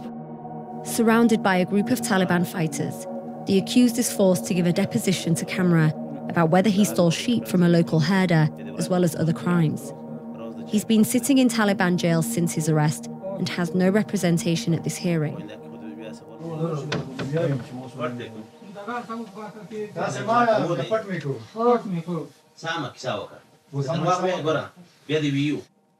بدون د نور څومره غلې کړی ته نه مې لیکلي کدر باندې ثابته شو کله باندې ثابته شو لاس مې باندې وځي خو ته خو د باندې منکر وې اریزه چا در باندې وکړه د وری چک تندري څلور ورځې باندې هم په باندې خانه کې خو کې د ورای پلاس ورک ورای پلاس ورک راز د چای په شو کو دی وری آخی خورمه خو پاینده که خود بیا سوال نخوری نه دست جاکو بیا نه من دست اشتباه بیا نه صحیح شو کنه In terms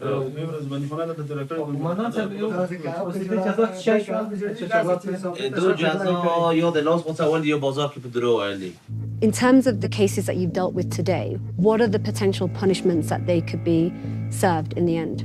اوس داسې د غټ غلو د پوره مثلا د لاس وڅول شته کې کنه د غټ غلو د پوره او د غوځو کوم چې د Sharia baby اوس په جرم کې دای راشي څه شي چې په شریعت کې تشته څه چې په قرآن کې د غلط مو په تطبیق کیو the man that was sat in front of you that was accused of stealing. Yeah, that dude does look like Murad a little bit. Potentially, at the end of the court case, he might have his hand cut off.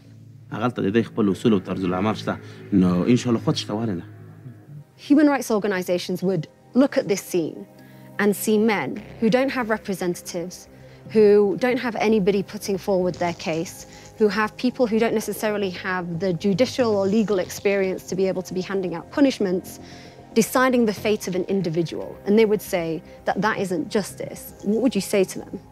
So is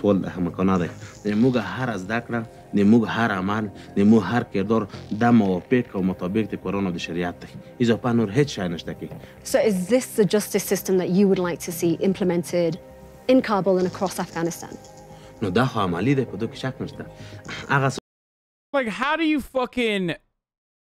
So here's a couple different things. When I see stuff like this, I'm like, how the fuck do you get this motherfucker to realize, like, you're out of your mind, okay?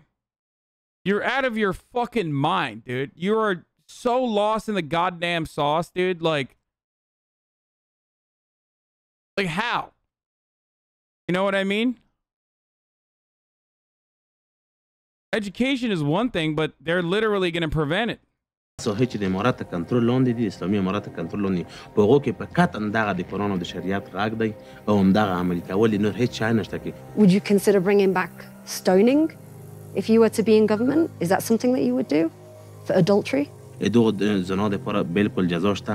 اګ سنگسار و که کومه جزا چې په شریعت کې ورته مطابق د حال سبا قتل کیږي دغه د سن سبا قتل کیږي دغه د بخش دي کې ټول کې ذکر دي.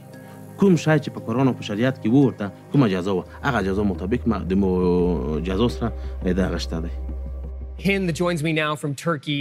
Hind, you spent some time with the Taliban. What was that like, and what did you learn about what Afghanistan might be underneath them? Yeah, it was quite surreal. We spent around 5 days and 2 nights with the Taliban, and what was really clear was just how powerful they were, and that despite what was coming out of Kabul or Washington, the Taliban had absolutely no intention to take part in intra-Afghan talks, which would lead to them integrating into what was the current political system in Kabul. In terms of their strength, they have a whole new generation of fighters. Some of them weren't even born when the war began. By the way, for the record, when you get fucking mad at these dipshits, like, talking like this, okay, when you get mad at these fucking assholes talking like this, remember that, like, they learned this shit somewhere. Where did they learn this? Who funded those schools? Okay? Who hyped up? Who put their fucking finger on the goddamn scale and decided that, like, this kind of education is not bad, actually. It's a really good way to motivate motherfuckers to go out and die. You know, makes really good warriors. Because someone did that. That someone is the British and American Imperial Forces. Okay? It's the truth. By way of Saudi Arabia. I love that you said Saudi and China. Yeah, dude. China loves Wahhabist fundamentalists, dude.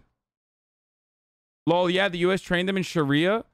What do you mean? That's literally what this is.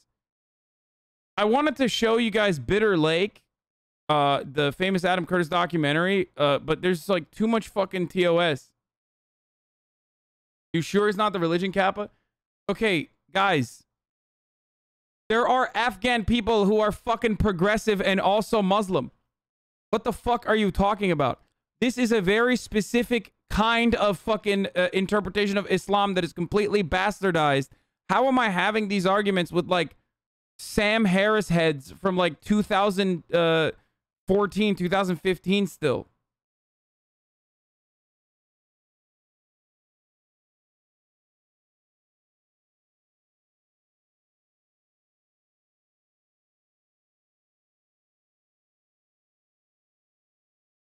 What these dudes believe is completely fucking insane. If there's timestamps for Bitter Lake, I would fucking rip it, dude. I would show all of it. It'd be sick.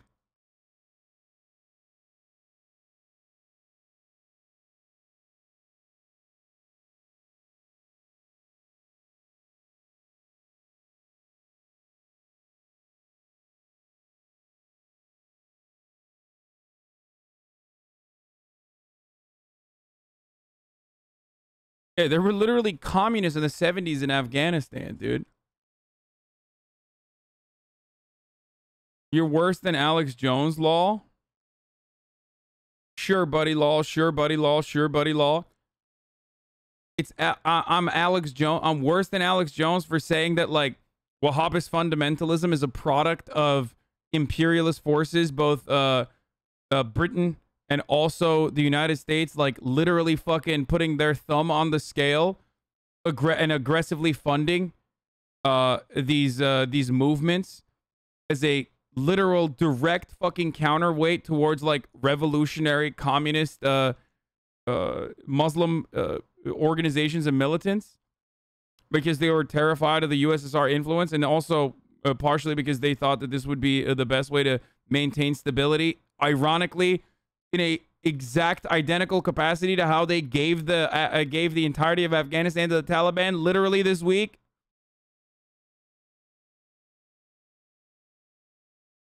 Bitter Lake with timestamps? Wait, you don't have the timestamps though.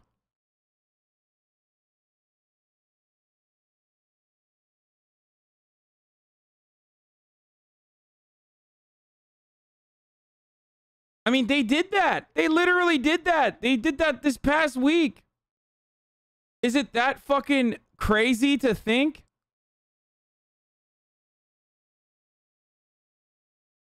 Is it really that fucking crazy to think that that America would be responsible for a gigantic chunk of the extremist activity as a direct consequence of like funding these extremist positions because they think that this is like the best way to offer stability? They did that. How do you fucking, you know? Oh, timestamps are in the description of the blood.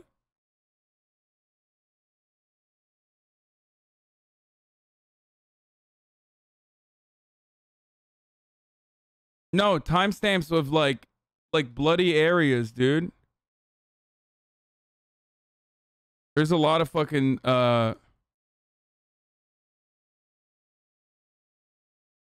there's a lot of blood and stuff in this documentary.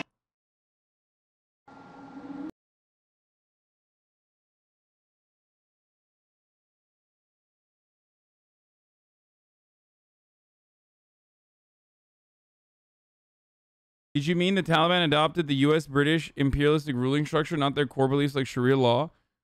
No, dude. I'm saying that there are, just like with everything else, just like with every kind of fucking religious belief, it's not a monolith. People aren't like automatically fundamentalist by birth. The Islamic world is gigantic. Okay? There are plenty of different belief structures within Islam. America decided to put the fucking finger on their scales and prop up some of the worst fucking most fundamentalist ideologies because they saw it as an adequate counterweight to more progressive Muslim groups that were forming, because those progressive Muslim groups were forming alongside socialist ideology or socialism.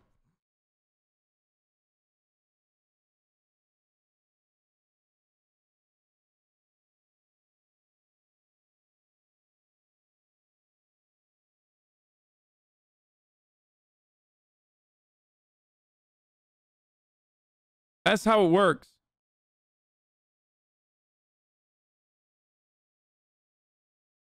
It's like looking at, I don't know, fucking psychopathic Scientologists and thinking that everyone in America is like that. Or looking at the Westboro Baptist Church or like 3%ers and being like everyone in America is like that. It's like looking at fucking white supremacy. It's like looking at like the Klan, okay? Which is also a Christian organization at the same time, and being like, well, everyone in America is like KKK. That's how it works, right?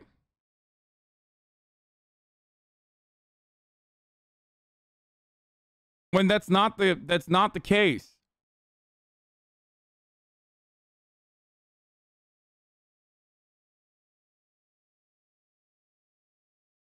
America's a great example of this. White evangelical Protestants are a minority in this country, but they're a very active and very vocal minority. So the Republican Party feels the need to cape to all of their interests and all of their demands, right? And ultimately, that even works out in a way where, like, their demands and their desires are expressed in our form of governance. That does not mean that, like, they make up 100% of the country. Tommy, bro, are you funded by the CIA? No, I'm funded by your mom, who I fuck every night. Okay? Yes, dude, the CIA loves funding people who are routinely talking about all of their fucking operations in a negative light. They love funding people like that.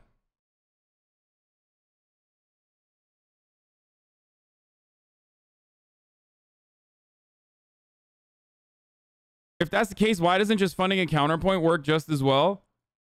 Well, because who's going to do that? Why would America be motivated to fund a socialist, revolutionary, more progressive fucking organization against the Taliban when the Taliban itself is offering them the stability that they need? They don't give a fuck about whether women can go to school or not.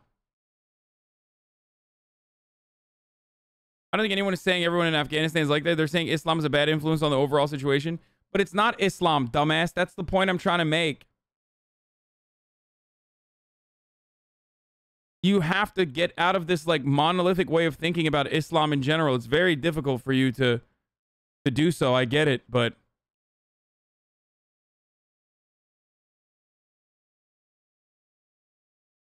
it's like the r/atheist attitudes towards, like, Christianity. Like, Christianity was used to justify racism and slavery. It's like, yeah, exactly. But also liberation theology was at the forefront of abolition. So religion is like a tool, okay? It's a tool to control. It can be for good and it can be for bad. In a lot of overwhelming instances, it's used for bad. So you hyper-focus on that. But ultimately, not every Christian is a fucking QAnon psychopath in America, right?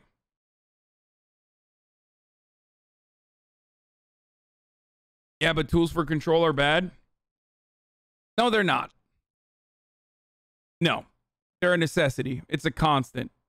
Okay? I'm sorry. That's some fucking utopian anarchist ideal right there. And they were all armed, Idealism, and they also showed right us there. how to make their weapon of choice, which was IEDs. And in terms of the older fighters, they had an incredible knowledge of the region and the terrain.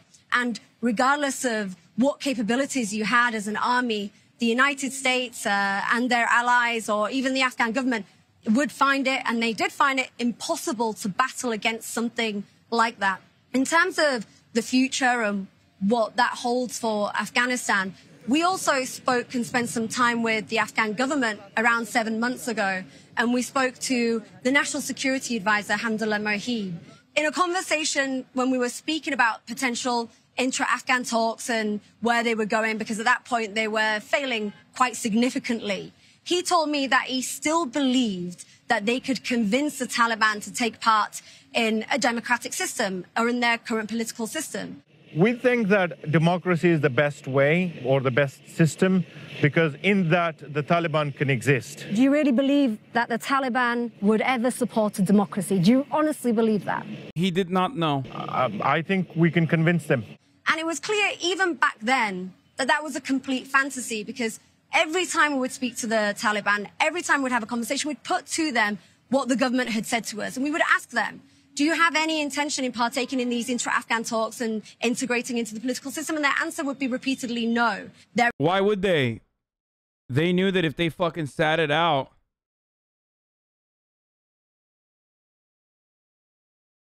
and waited it out until America offered them the country, and they did. Their intention has always been to rule Afghanistan and for Afghanistan to adhere to their very specific interpretation of Islamic law. Well, thank you, Hind, for your reporting, and we'll talk again, I'm sure. That's Hind Hasan, who's in Turkey. Hey, boys. Now for some good news. Texas Governor Greg Abbott has tested positive for COVID-19, according to a statement from his office. Now, all I'm going to say is, for the first time, you know, a person who is responsible for so much COVID got it, not for the first time, but like, you know, it's one of those few instances where a person who's responsible for COVID, spreading through his own state, has, you know, gotten COVID himself. Now, of course, he's vaccinated. You know, he's vaccinated.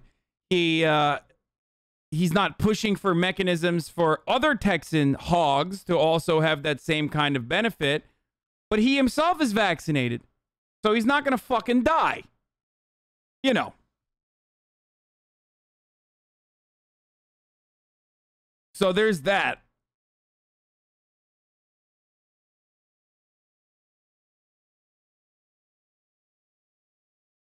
Another stand-in room only event in Collin County.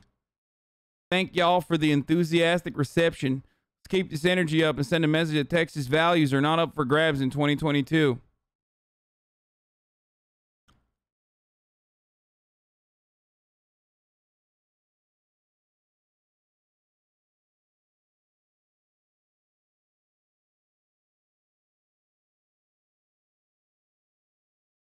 He's also getting Regeneron's antibody cocktail, which his constituents don't have access to. Oh, nice, dude. Nice.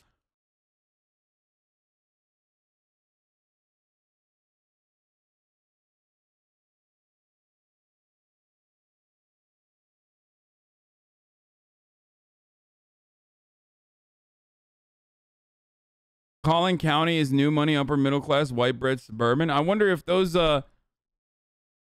I wonder if the homies at Collin County were, you know, vaccinated or not. Maybe he fucking super spread it to some of the dudes there.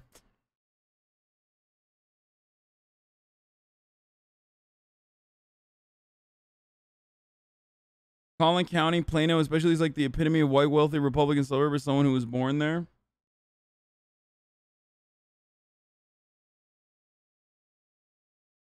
You always shift the blame until you hit the eternal boogeyman, the imperialist. Then you stop digging deeper because it fits your narrow, simple worldview. You're an ordinary, dishonest ideologue manipulating young people on Twitch.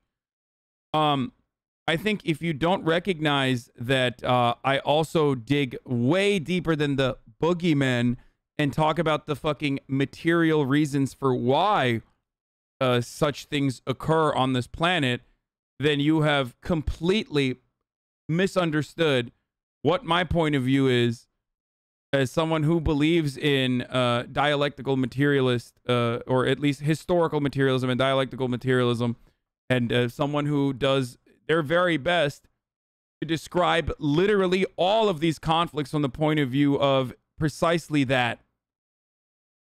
It's way beyond just like the boogeyman of imperialists. I don't think people do things because they're just bad and motivated by evil.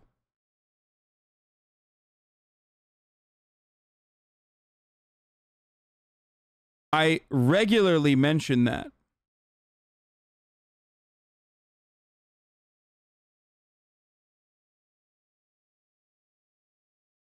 Oh, this person is looking for, oh, hell yeah. TOS almost halfway through for Bitter Lake. Let's go, dude.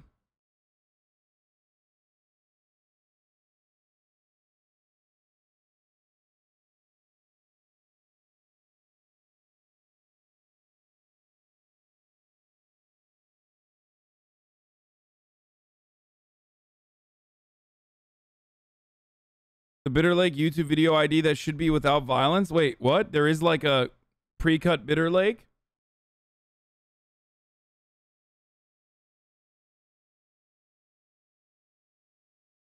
The issue is when I describe to you like the reasons as to why these things happen, like, you know, minerals that are ripe for extraction and things like that, you turn around and you act like that's not a reality.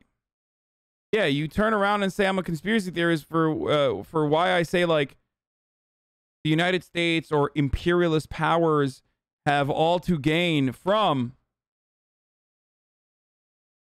you know, continuing the oppression of people in Taliban. Here's what Greg Abbott was up to before he tested positive. Oh my God.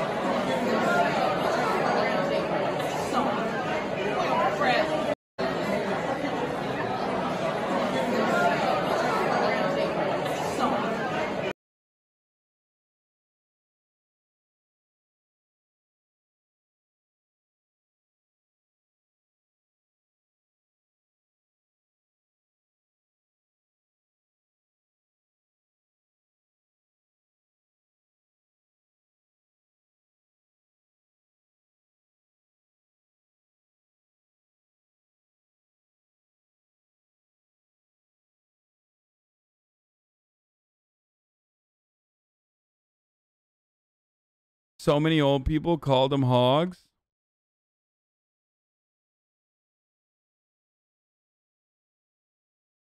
Two thoughts and a prayer? Yeah, no. I did cut the sound, yes. Can't tell if nursing home or Republican meeting. I mean, it's the double. We should tell these hogs they can't go to the hospital. You don't trust medicine. You don't get to have it. Yeah, I agree.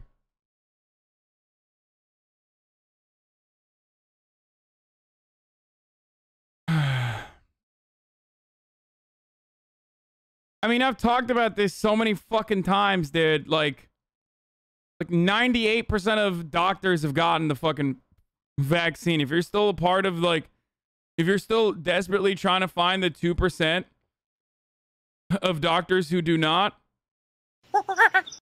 to justify your fucking idiotic point of view, I don't know what to tell you. More people died of lockdown than COVID?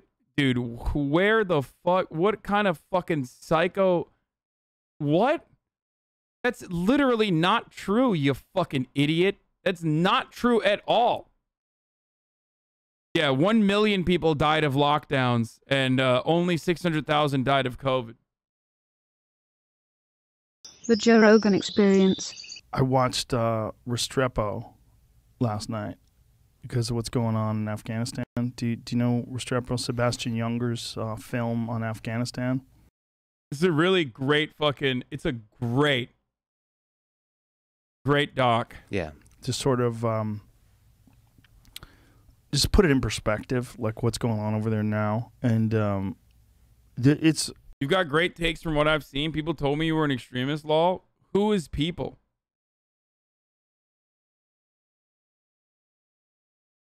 The people who think I'm an extremist are, in my opinion, extremists themselves, okay? Like, anyone who sees so much fucking injustice happening in the world and says, like, nah, this is good and a necessity, in my opinion, those people are the real extremists, okay?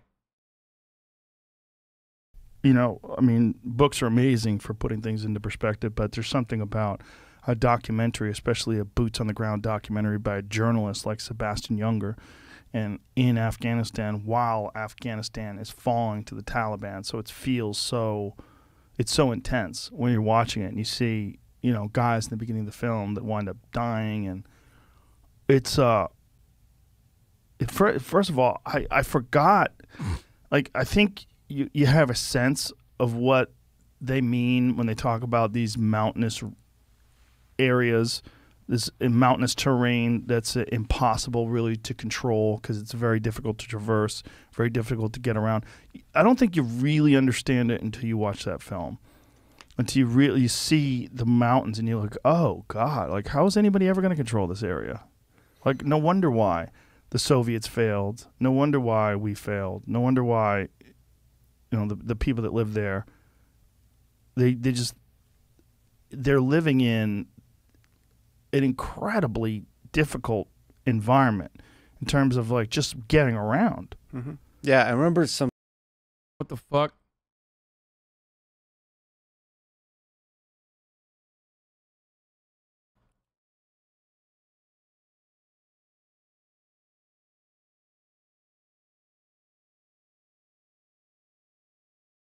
Some statistics about like 99% of people in Afghanistan. Bro, who is he talking to? This guy looks like the guy that murdered that Turkish the Turkish ambassador. Lex Friedman? Who is that? I don't know who that is. You know what I'm talking about? The fucking agent dude who like put the gun up in the air, like that famous photo. He's just an AI programmer at MIT. Have him on. He's great. He's a Russian scientist.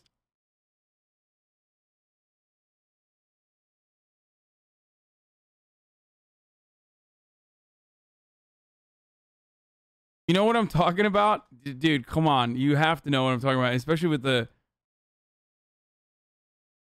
This is a guy, I think this is the same guy that Mr. Cash App wanted me to talk to a lot. He's an Elon fanboy, right?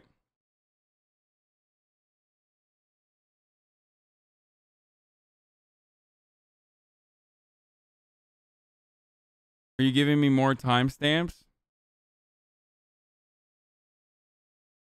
Oh, I missed the previous times. I deleted the previous timestamps, so you got to give it to me. The Russian ambassador, the fucking guy that killed the Russian ambassador.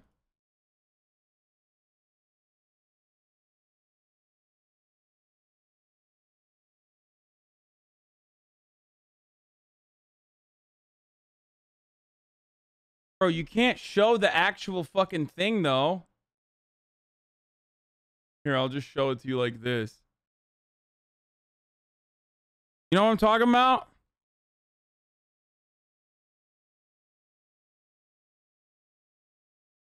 What the fuck? The moment I saw this, I was like, this dude, oh, you're gonna subscribe if I read that? Well, too late. I already fucking read it, bitch. I wasn't even looking at the screen and I read it. I just have superpowers like that.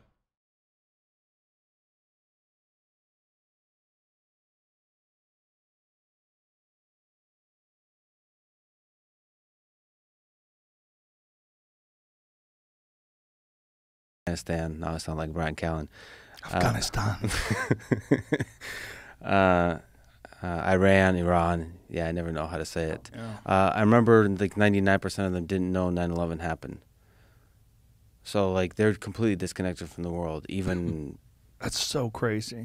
Like even things that seem relevant. Did you watch the videos today of people trying to climb aboard planes and falling to their deaths? The planes are taking off. These guys are hanging on to the landing gear. And as the landing gear pulls up, they're falling to their death. Trying to save themselves? Yes, trying to leave with the Americans. It's fucking crazy. Jamie, pull that shit up. Jamie, pull that horrific site up. Just the chaos at the airport is crazy. You haven't seen any of this stuff? No, I haven't seen. I actually have not been paying attention to what's happening. Jamie, show him some of the videos. Oh my God. I was just kidding. He's not going to like literally throw that up. Oh, Jesus Christ, Joe. Come on, dude. It's heartbreaking. Oh, Jamie, pull that fucking gore porn up, dude. Yeah, these are people just literally climbing all over these ladders, doing whatever they can, trying to force themselves onto these planes. But the really fucked one is, look, these guys hanging on the landing gear. Watch this. Like falling to his death. It's fucked. Yo, Jamie, loop that trauma... Yeah, loop that traumatic fucking image up, Jamie. You really are a Joe Rogan head, even when you didn't know it. I know I'm a Joe Rogan head. I mean, fucking crazy. All these guys trying to stop the plane so that they can get on board. It's such a strange thing to, like, want to show to other people, I guess. Hey, Lex.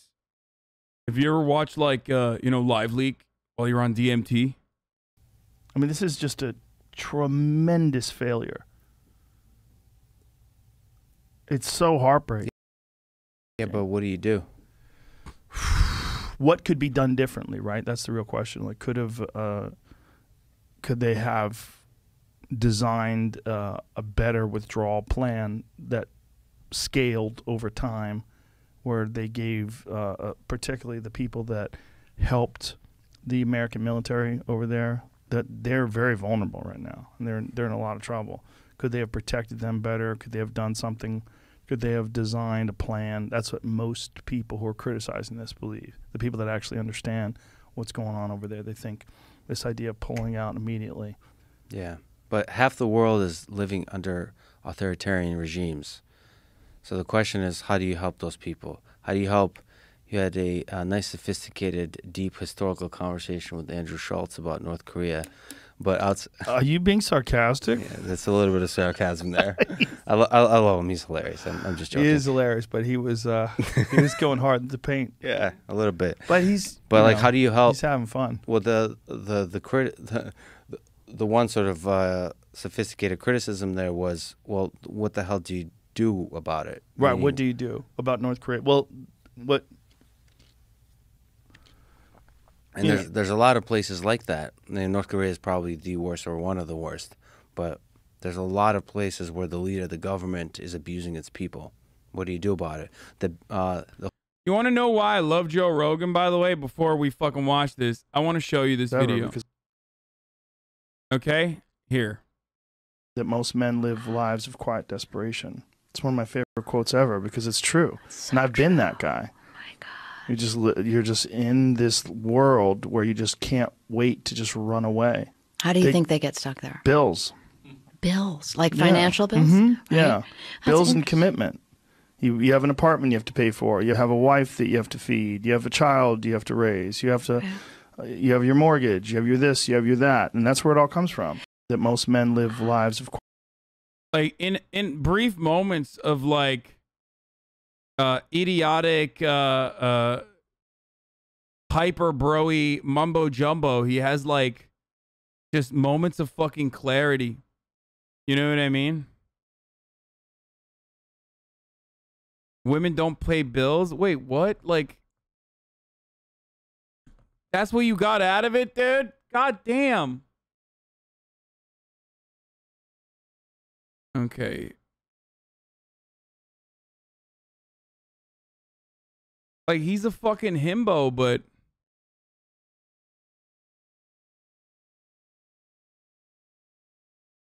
sometimes he has well-intentioned himbo takes.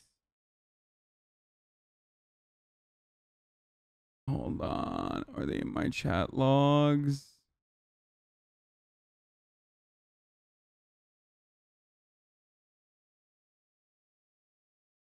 Hold on. Let's extract these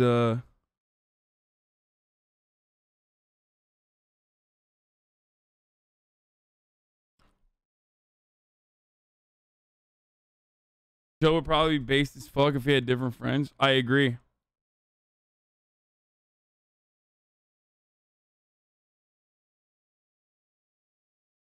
What is this? Just fucking... Bro, are you fucking nuts, dude? What did you just send me, dude? Like, downloadable attachment? Why would you...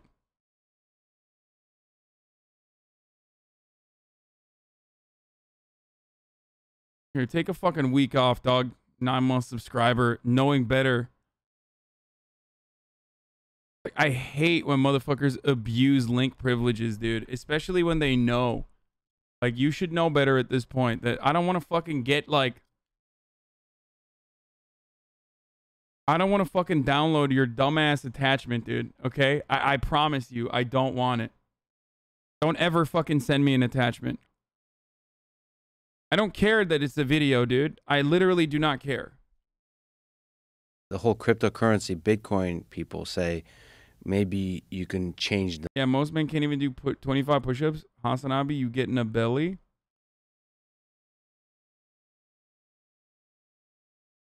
I mean, I do 25 push-ups on top of your mom as I'm inside of her every fucking night, baby. The money. You can give people power by, like, one of the ways government controls its people is the monetary system. So you can, like, swap out. Oh my God! Try to give people power. Is this guy gonna fucking turn Afghanistan into a crypto combo? The money. That's one way. That's interesting. Obviously the old school way is military, or also maybe economic pressures. But then it becomes difficult because you're taking on that project, and then you get the thing that you get in Afghanistan. And it's a project that takes 10 years, it takes 20 years, and then ultimately it's not successful. So what do you do? The Afghanistan situation is so crazy because Biden was on television just a little while ago talking about how there's 300,000 armed Afghanistan soldiers that were trained by the United States, and there's only 75,000 Taliban. There's no way that they're going to fall. But they never fought. They just gave up, like, instantly. Yeah. It's like the whole situation is very confusing to someone who doesn't understand it. If you're a guy who fought over there, too, it's got to be insanely frustrating.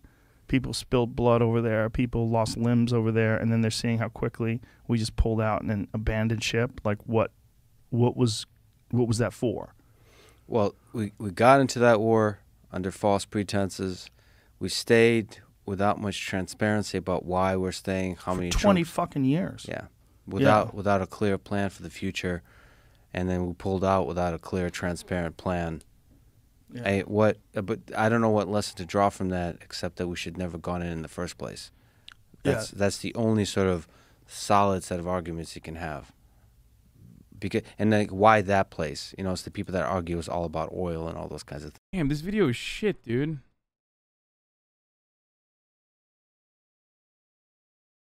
Things and minerals and all sorts of natural resources, right? And natural gas. Like Afghanistan it's a rich suppository of lithium, I believe, too, right? Yeah, natural. But then what about Iraq? Like, what does that have to do with anything? And so you start questioning the whole operation, the whole process of making decisions about foreign policy and the military conflicts. What lesson do you draw from that when there's places like North Korea, when there's many people in Africa suffering, there's many regimes that are abusing its people there. Then there's people that criticize Russia for yeah, they have the same taste as you. I mean, kind of, but like less educated on the matter. And when there's no hot takes, it just like gets for certain things in terms of from an authoritarian regime perspective. And then the big one is China. And then what do you do about that? And then I do find the libertarian argument here the most sophisticated and convincing. Is we should stay out of other people's business until we have a really clear, good plan. And the majority of Americans, given a transparent communication of what is going on and what we're going to do, majority of Americans are behind this plan. Otherwise, stay out of it. Unless you have, when you have like something like a Nazi Germany, where there's obvious atrocities happening, where there's an obvious war on the horizon, then that's different. But everything else... Well, if that's the case, then why aren't we invading North Korea? If Wyoming Park and all these different people that have escaped from North Korea are telling the truth, that there's a Holocaust going on there right now. I mean, they're literally starving their people. They're putting their people in concentration camps.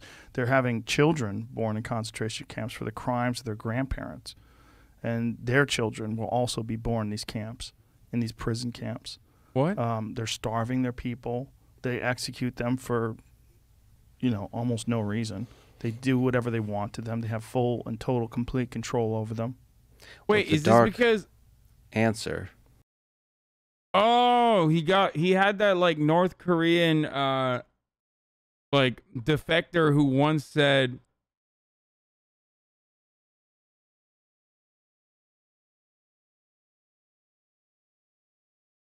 the North Korean defector that once that he had that North Korean lady on Yeonmi Park, who's like a total fucking grifter, by the way. Yeah, North Korea, living conditions in North Korea are fucking dog shit.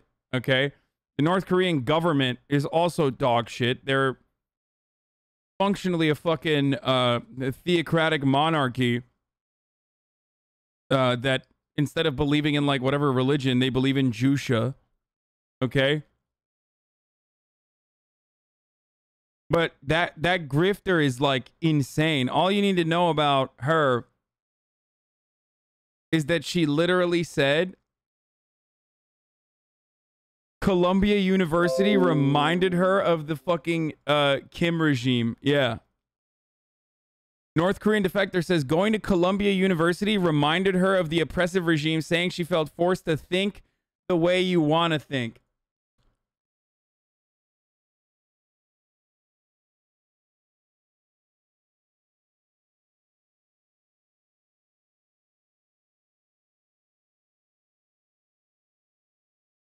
Complete psychopath.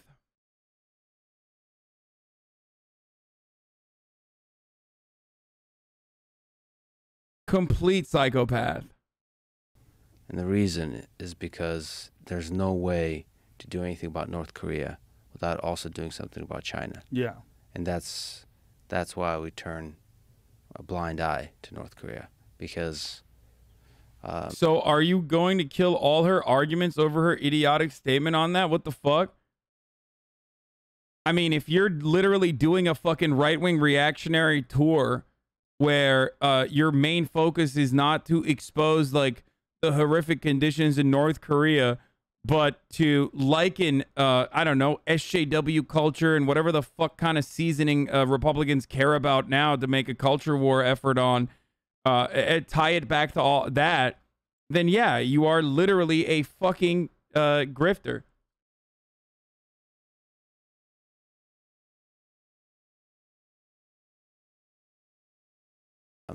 I mean, that's a deeply, I mean, a war with North Korea or invasion of North Korea is... It's a clickbait title, though. Dumbass, I watched her say this on Fox News when she first said it. I literally watched the full video because I could not believe it. I was like, who the fuck is this? Okay, but exposing conditions in North Korea was the main focus of her tour. Yeah, totally, dude.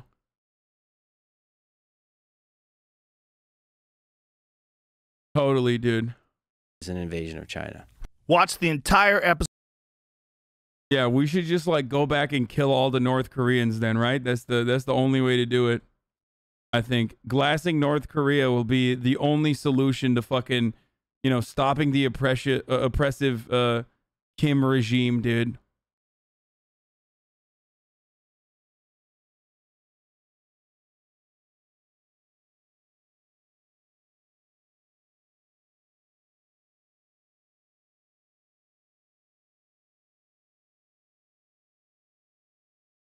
Psychos.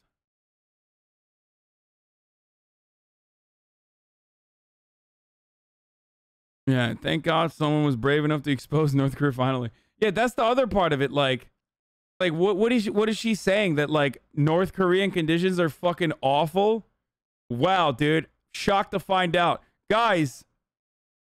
Okay, let's talk about earth-shattering revelation. Are you ready?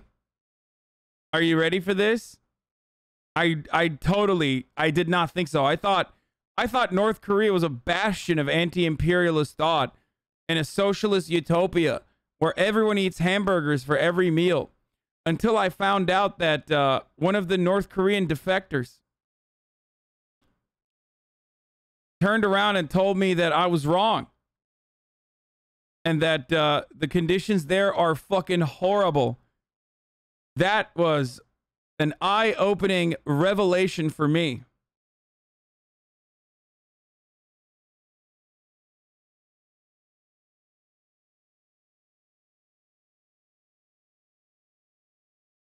You know, it's called the Democratic People's Republic of Korea. Are you telling me that it's not democratic nor a people's republic? What?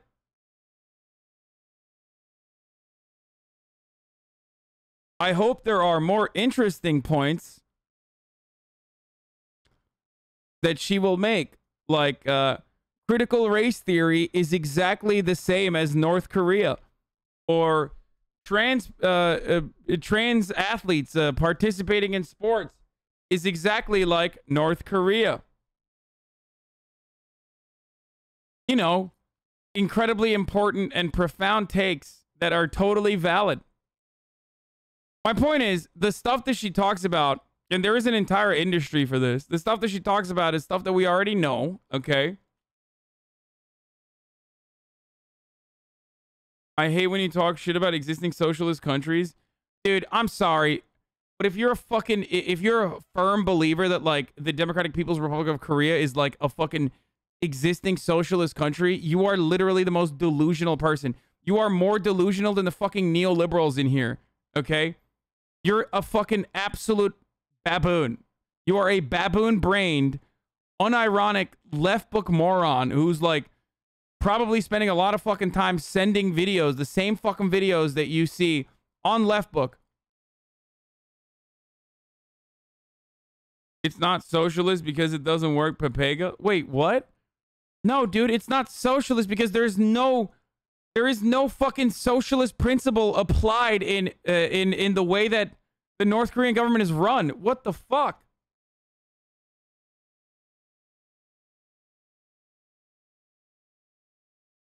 I just like, it's so stupid. Our personal story, dumbass. Should we also be mocking atrocities against black people in America because it's so obvious?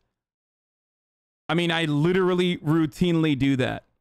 If a black person is like, I lived in the Jim Crow South and, you know, teaching critical race theory is actually the real racism, I unironically make fun of black people that use their intergenerational trauma to advocate for conservative talking points.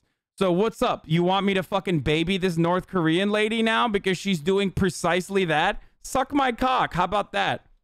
I bet you didn't expect me to say that, right? Because like liberals, oh my God, I literally routinely make fun of Candace Owens.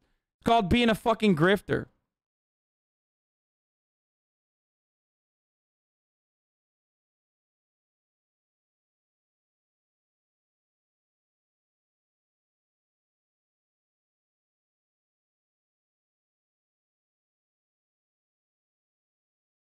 Jesus Christ, the amount of fucking TOS in this video is insane, dude. I can't, I don't know if I can watch this, dude.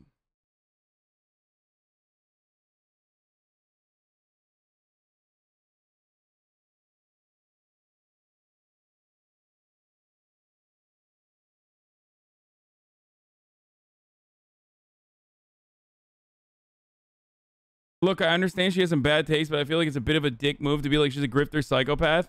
No, the only difference between her and like someone like Candace Owens or Jesse Lee Peterson is that she's fucking, I guess, more sexually appealing to you and also from a faraway exotic land. So you don't understand it in the same way that you understand like, you know, black oppression in this country. That's it. Okay. That is the fucking reality. Sorry. It's literally, you think she's hot. That's it.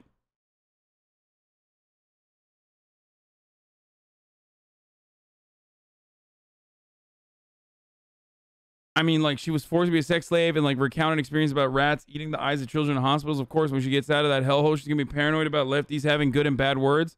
Also, she's hot, checkmate. Oh, never mind. You also admitted that in the end.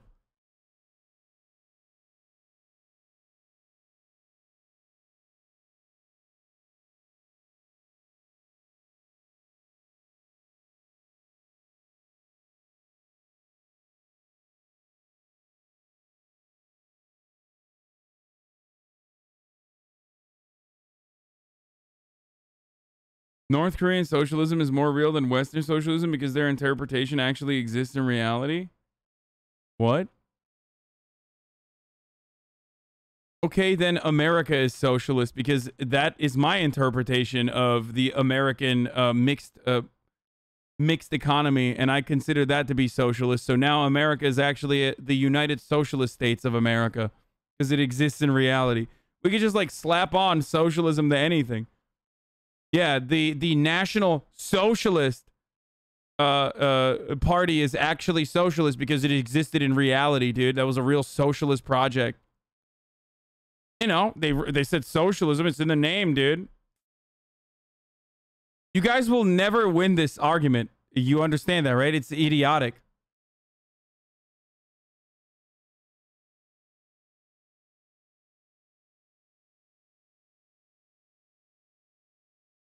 You couldn't, though, because the bourgeois are in power in the U.S., not in North Korea. Okay. You guys are memeing, right? Like, I can't have this many fucking brain-dead, delusional idiots in my chat. Motherfucker. That's unironically like saying the monarch, like monarchies in the past could not be considered. Hi, chat. Okay, I'm just fucking banning you for a week. Take a week off to cool off, dude, with your fucking delusional, idiotic takes. I unironically think social democrats are more productive than a person who believes this, by the way. Like, I won't actually fucking yell at you for too long because you are delusional and completely psychopathic. But at least, like, the framework in which I see the revisionist framework that focuses on reform, I see has more meaningful allyships in the short term with, like, actual fucking capitalists, even capitalist social democrats in the short term, than someone who unironically is like caping for South Korea. If you fucking, I don't even know how to, or South Korea, I'm saying North Korea.